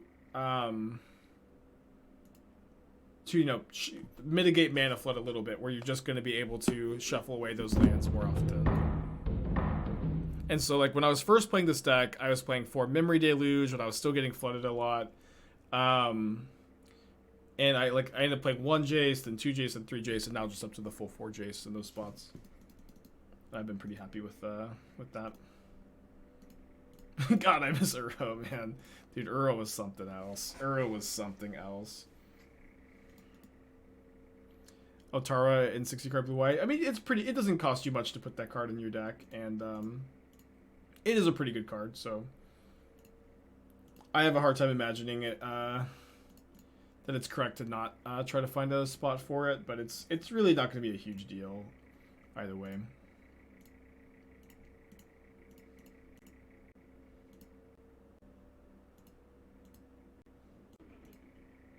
Yeah, still can cast that card in Legacy for some reason. I don't know. Maybe it's fine there. I'm not, super in tune with Legacy. What I really just dislike about Uro though is like the game. Every game where Uro is cast, like the rest of the game is about it usually. Where at least like you can kill a Ragavan and it doesn't get escaped 3 times over the course of a game. And like it was also true when you were behind. When you were behind, there was no card you could top deck besides Uro that could get you back ahead. It was pretty wild. Like you would just be so behind, like down like 6 cards, really behind on board, and you would just play Escape Uro, and you would come back from spots that no other card could save you from, which was really exciting. But it wasn't the best for like tournament health and format balance maybe. Unimportant things.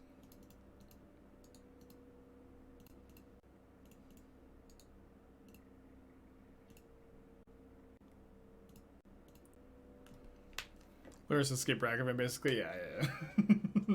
I don't know, but like at least Ragavan and Lurrus die and usually stay dead. Just escape it over and over again. And like one thing that was like really subtle about Uro that I think like a lot of people didn't understand was that the cards that were good against Uro, like Graveyard Hate, usually wasn't good against the entire rest of the Uro deck. And even like if you played like Rest in Peace, they still 2-for-1 to you because you spent a card playing Rest in Peace. They still get to cantrip with their Uro, and then they get to just dominate the board because you're playing Rest in Peace against what is basically a control deck that just has 1 card in their deck that uses the graveyard. I feel like that was always like a pretty under talked about factor of Uro, maybe.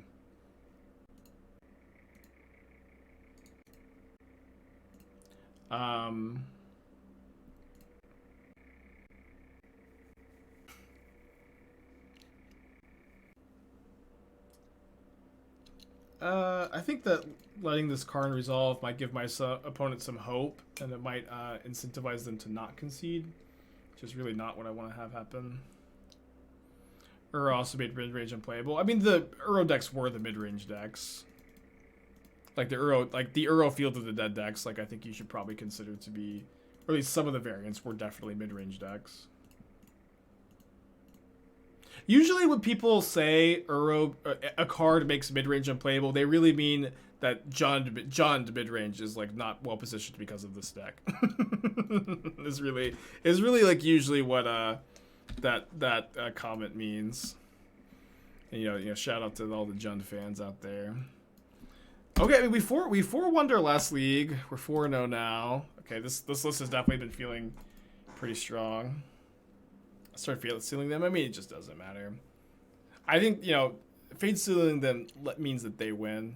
They got to demoralize me and make me get flustered and end the game.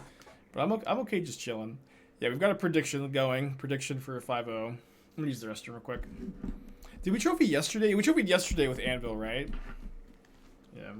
Cycling, do I see it? Yeah, this is the Tango land. The Tango land that was, the Tango lands are the Battle for Zendikar lands. that enter untapped if you control 2 or more basics, since it takes 2 to tango. The tango lands were widely accepted as the name for these duels. Nobody argued over it senselessly for months and months.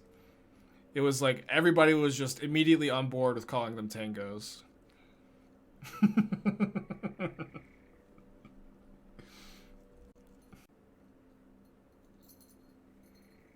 Does an Ice-Fang with Snow Basics? We are playing Snow Basics. I don't. Yes, we are playing Snow Basics.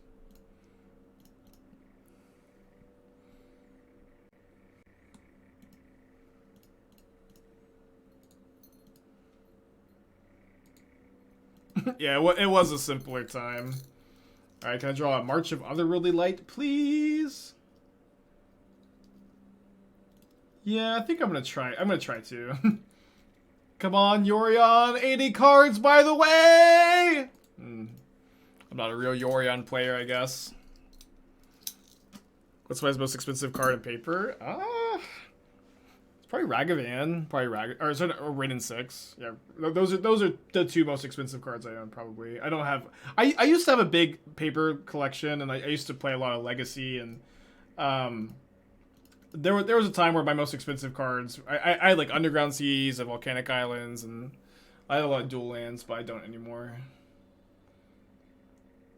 Am I bouncing the Saga? I think I am, to try to, like, delay for a turn and try to find Spreading Seas, March of Otherworldly Light to deal with the Saga.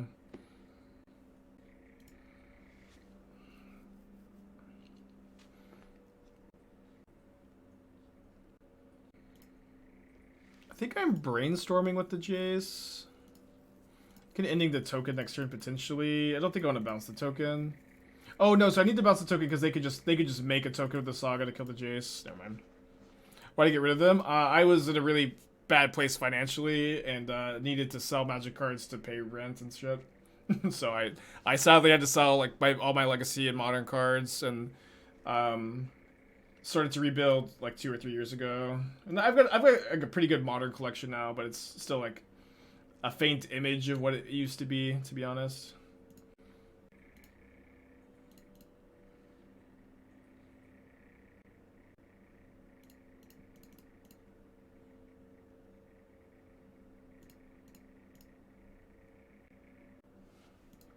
Okay, bouncing all of the Saga tokens.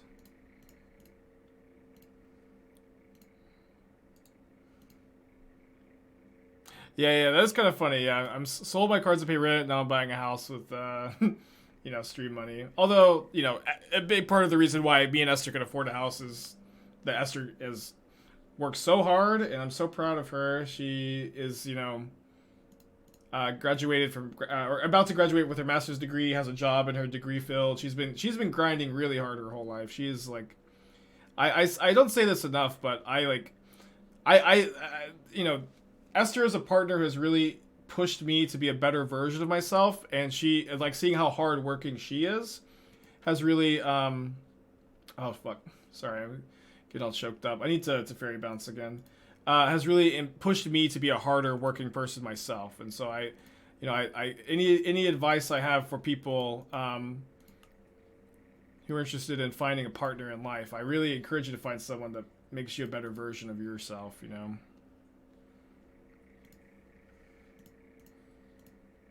Oh, sorry, I meant to get an island. I was just get a little teary-eyed. Okay, I'll save Spreading Seas for Saga next turn, though. Where's she working now? She's got a corporate job, doing marketing research stuff. Uh-oh. Oh, they don't have Bounce Land Titan. It's lucky.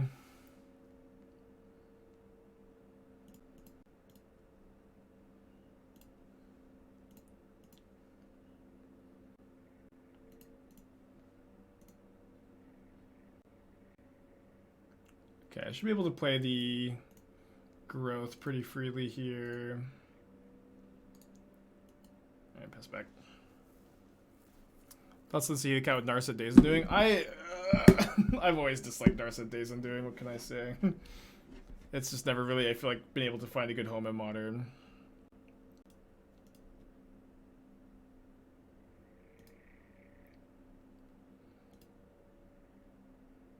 Why not? Why rather growth the fetch lands? Well, I want to see you can fetch land to shuffle for Jace. Yeah, find someone that makes you a better Magic player.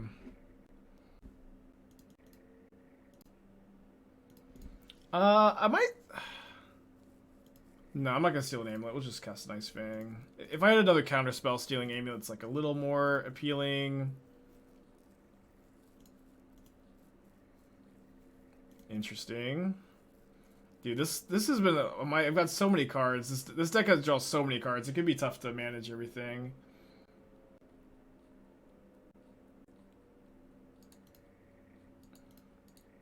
What does my opponent do if I just go steal, Counterspell? I guess I can't because I've got the planes. I should have a bunch of the planes, I guess.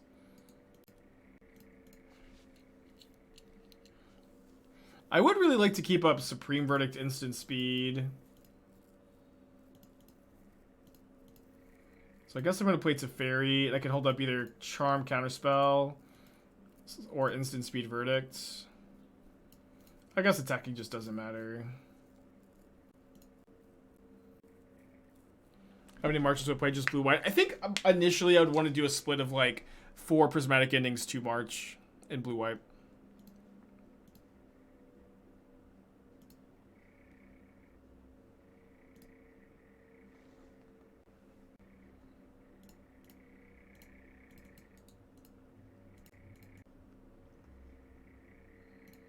Alright, I'm feeling pretty good. Alright, now I've got nothing but cards, so I'm going to go and just steal an amulet.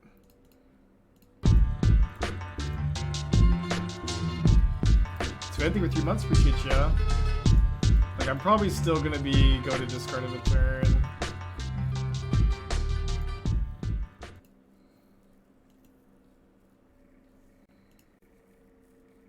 Oh, whoops. Sorry, I thought I had one more basic. Doesn't matter. We are actually officially in garbage time now. Yeah, nobody scoops today, and that's how we're 5 hours into the stream with less like 2.5 weeks streamed.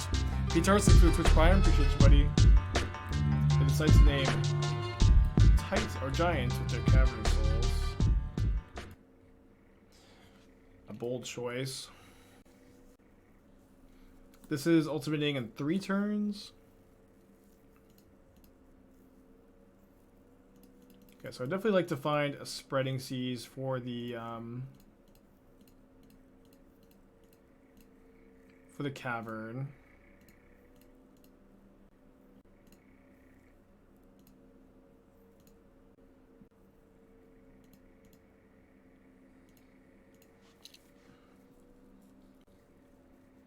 I guess I could put back a Counterspell.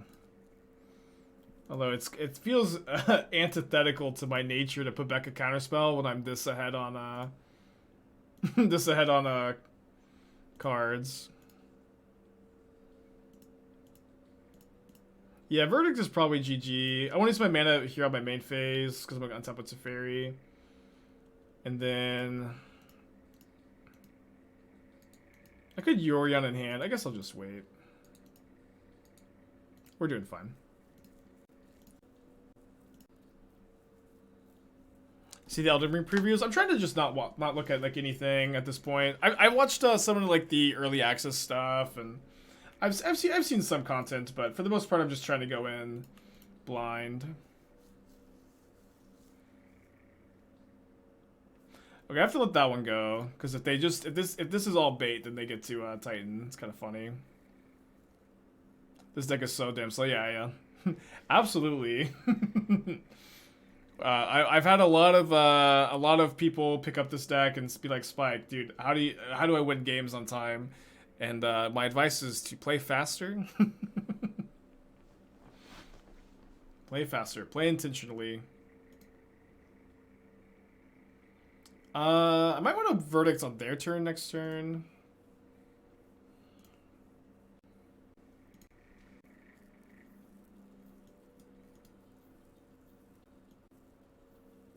Yeah, play faster and yeah, don't play slower and play.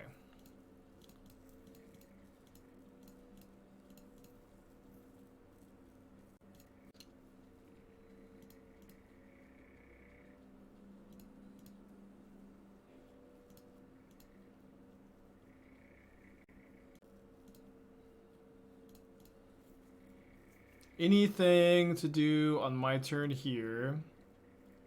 Oh, sorry, I thought I already had the floodplain in play.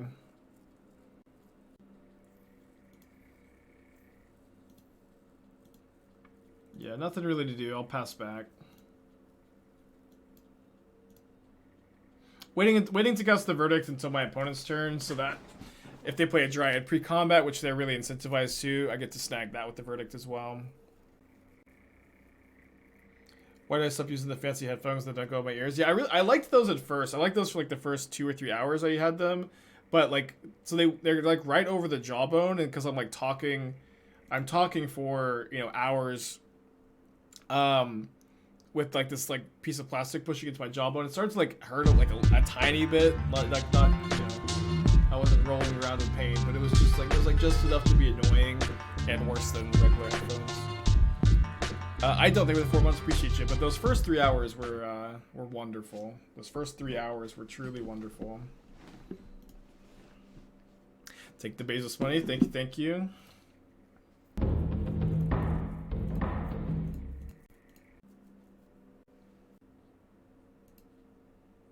This is Cultivator Colossus is the card in the yard. It's a bit of a goofy card. Okay, 1-1. This matchup I think is pretty solid. Like March of Otherworldly Light, obviously great against Saga. Dress Down is the best answer in the format to Cultivator Colossus. It's 2 mana, the Colossus dies, and they don't get the ETB trigger. Trying to think. I think I'll trim an ending. Like usually I would keep in all the endings, but with the March, I think that we need this effect. Like this is really only good against Amulet. March is less good against Amulet, but it gives you a little bit more splash damage. I think I'll trim. Or maybe I should play all 4 endings on the draw. I think I want 1 Force and just no Teferis. I can play 1 Teferi, but Teferi is I think the weak link here. Brip Rop with the 27 months. Let's go. All right. Yorion Companion.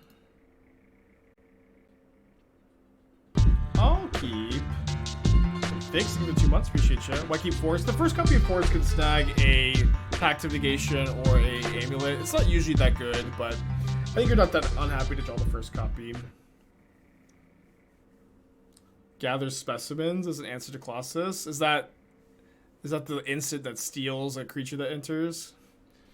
Because that would be better. I'm on board with that one being better. I think that I'm supposed to get Fountain here just because if I draw Archmage's Charm and I can't cast it on turn 3, that could like absolutely be something that makes me lose this game.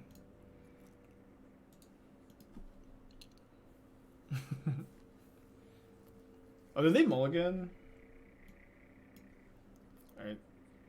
There's no... Oh, sorry. I thought they weren't playing another land. They did, yeah. They actually mulled a 5. Okay. Yeah,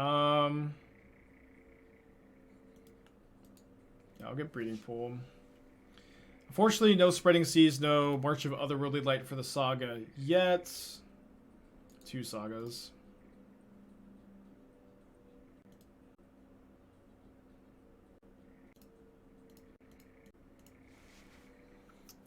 Dress Down would be a pretty good draw too. Does March feel more powerful than Ending? No, but it's this deck wants to play both, and March has been good. Okay, at least we've got Counterspell up here. They named Nymph off the Cavern, which is a bit odd.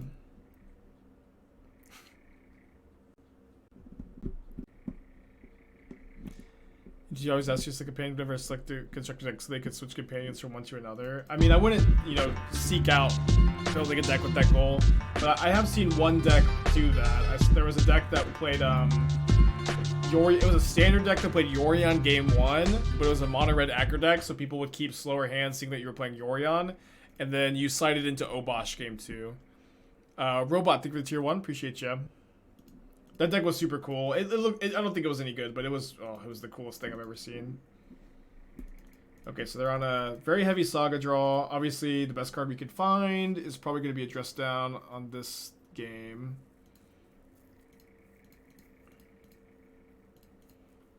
Although here, I don't mind bouncing a token, keeping Solitude up, maybe just jump blocking this Saga token with the Ice-Fang. Robot, I think I thank you for your sub, but thank you for your sub either way. Oh, I could have plussed. I could have plussed dude Jace.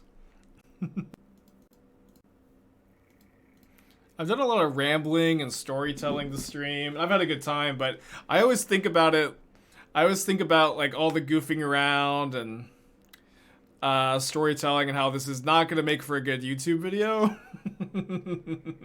And I think these last two leagues are probably going on YouTube, but they're going to be not the best content there. So I can pitch Solitude so that I can keep Ice-Fang around to block another construct.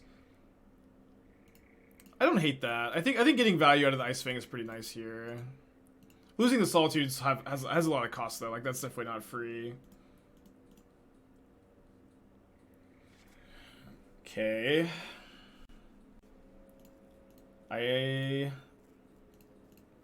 Now I really wish I had chump blocked, but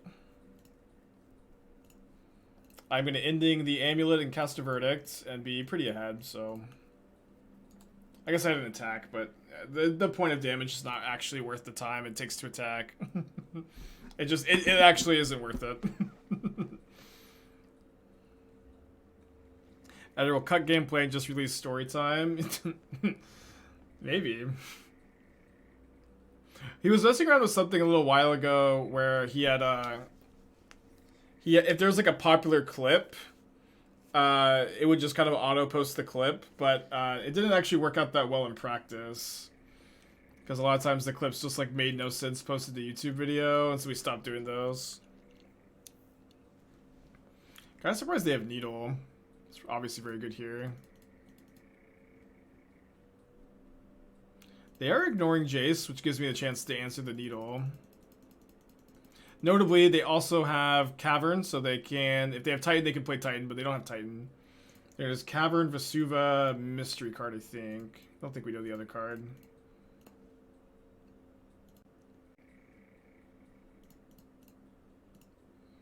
So I can Spreading Seas.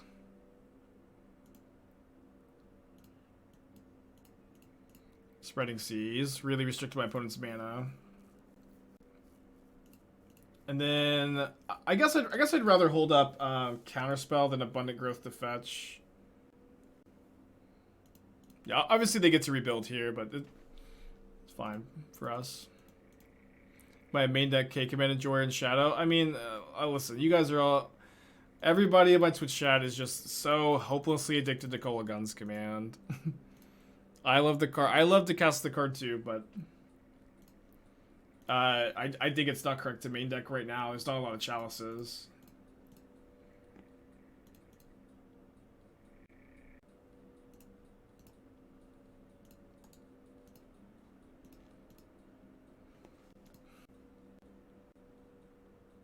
Only true command is Primal Command. Disgusting.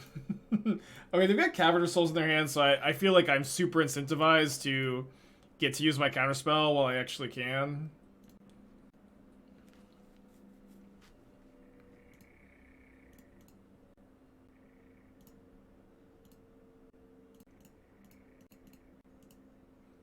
So we have to draw a bunch of cards. Too bad those Spreading Seas are gone.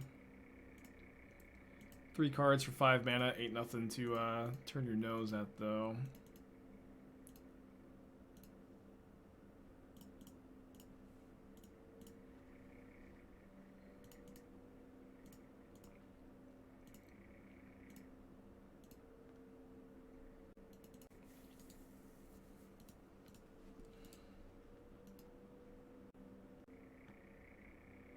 What, Jerboka's Command? I actually like Jerboka's Command a lot. Actually, I had it in a deck not that long ago. I can't remember what deck it was. Yeah, maybe someone remembers, but I did put it in the deck not that long ago. Maybe it was like Bant Squirrelblade, because that was a long time ago. But yeah, it kills Urza Saga. That card's pretty good. Oh, I love Celestia Charm too. I mean, just modal cards are just the coolest ever. There's no denying that modal cards are the best cards.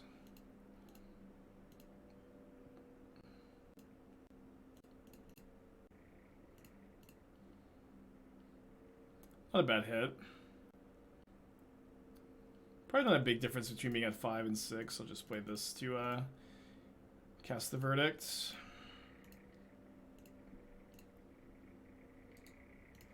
Could be dead here. Hopefully not. They did transmute for T-West, so he should likely be able to Force of Negation to Summoner's Pact. That being said, that was not the... Oh, they just have... They did this last game, too. They just had a million Summoner's Pacts in their hand. Okay, so they got Dryad, and now they can transmute for Valakut and kill me, probably. They shouldn't have done it like this, if that's their plan. They should have transmuted first. I guess it doesn't matter that much. Okay.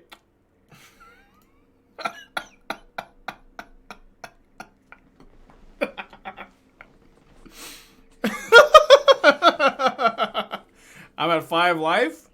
My Teferi's got 5 loyalty. My opponent, Alright, I can kill Teferi. Let's go.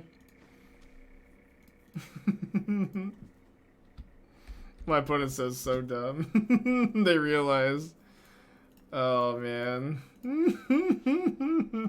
We've all made the same mistake. What can I say? We've all done the same thing.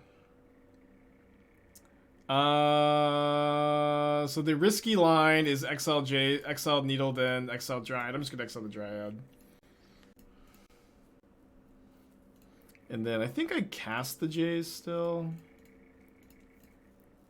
So if I draw an answer to Needle, I can just use it immediately. Okay, attacking also just doesn't matter.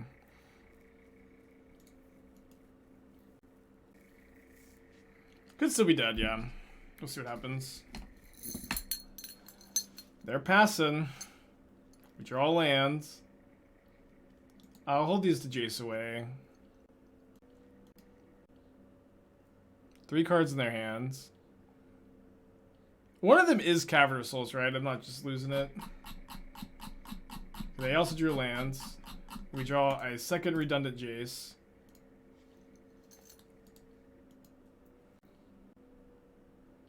They draw an Amulet. They play their Radiant Fountain. What a game, huh? Draw Misty Rainforest. I'll play that one.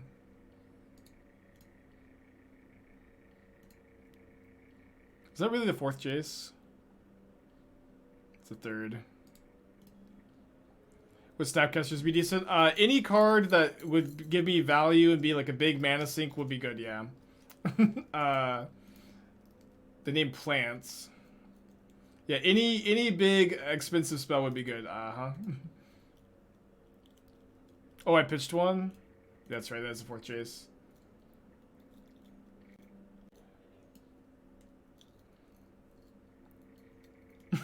any I have no spells I can play that accomplish anything. Yeah, there'd be a lot of stuff that would be good here. Yeah, man, if only the Temple Guardian was a Snapcaster Mage. I think I'm dead to the Colossus. I'll go to game 3. Okay. Game 3. Alright, please play Urza Saga on turn 1. March has been really good. I've liked it a lot so far.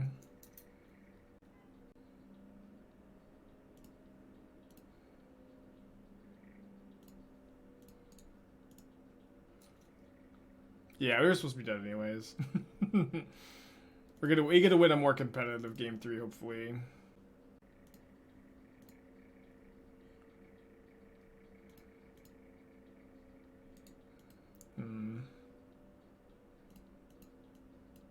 I think I'll Spreading Seas and just play Prairie Stream tapped. I really want to be able to slam Teferi and on turn 5, so this potentially being a tap land, I think incentivizes me to do this instead of playing the growth here.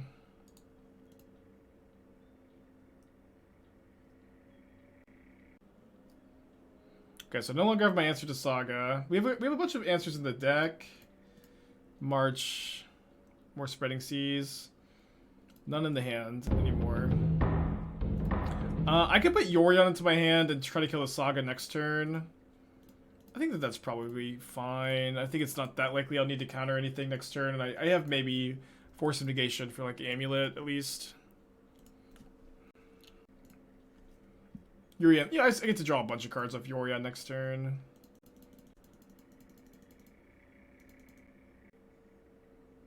$33 land deck, but we forgot Yorion. We played Yorion last game. I'm trying to remember what happened to it. We had already Yorion that game. So we get to draw 3 cards, kill the Saga. I am gonna have to discard 2. A horrible fate. Oh yeah, I had to verdict it. That's right.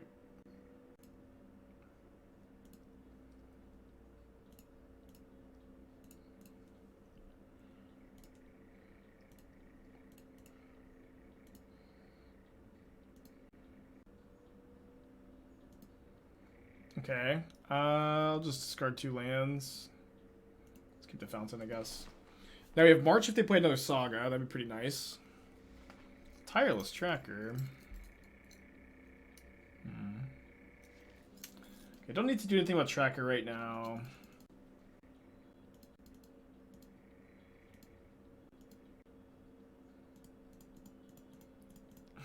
Smoke, do I have to read Sunscour? I don't know what that card does. I can't tell if that's a meme or not. Just let me know if I need to read Sunscour. Okay, thank you. Don't need to read it.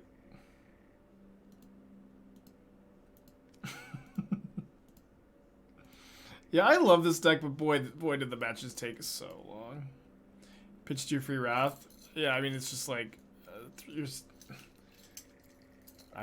not very good. Wraths aren't that good at Modern, as contrary to what everybody in my chat thinks. Okay, we're gonna let this go. They're gonna get a lot of clue tokens. I'll probably march the Saga end of turn.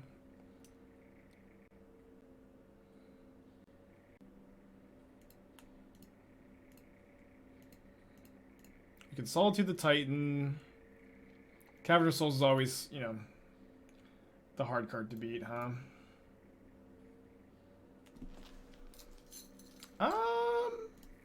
I would love a Dress Down this turn, so maybe try to dig for it. Perfect.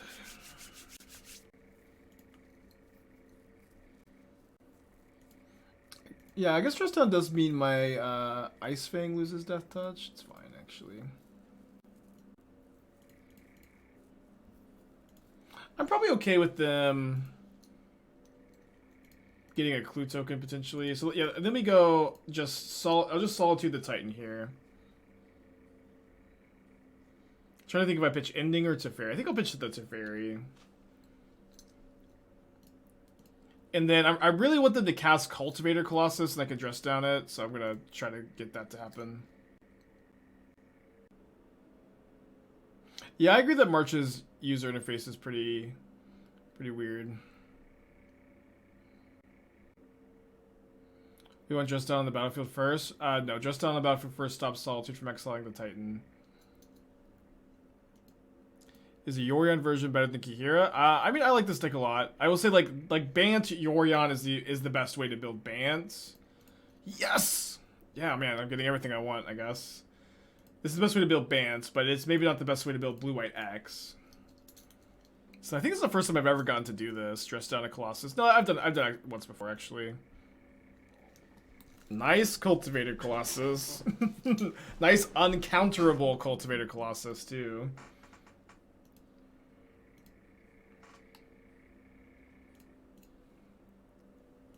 We got another one. I'll do it again. I'll do it again. Man, putting back a counterspell here always feels so weird, but again, they have a Cavern. So I just don't need that many counter spells.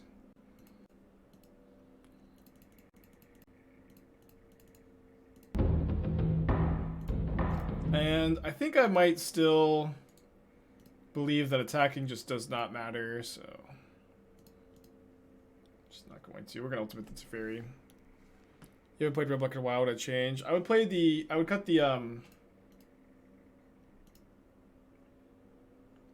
I guess they're gonna get another Cultivated Colossus because their cavern is on plant right now. Yeah. Oh man. I would cut the 2 Blackleaf Cliffs for 2 of the channel lands.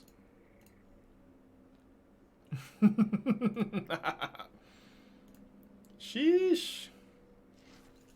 Is that a concession? Poor Cultivated Colossus. They gotta pay for pack next turn. I mean, I guess we could lose to another one potentially, right? I guess not with this Verdict in play. Probably, at least. Probably not.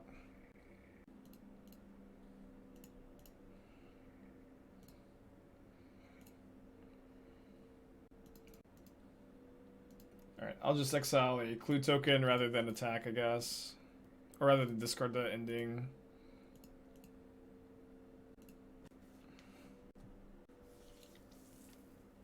One nice thing about playing 80 cards is like you kind of never deck out too. I mean, I am legitimately weak to another Colossus, so I'll counter this.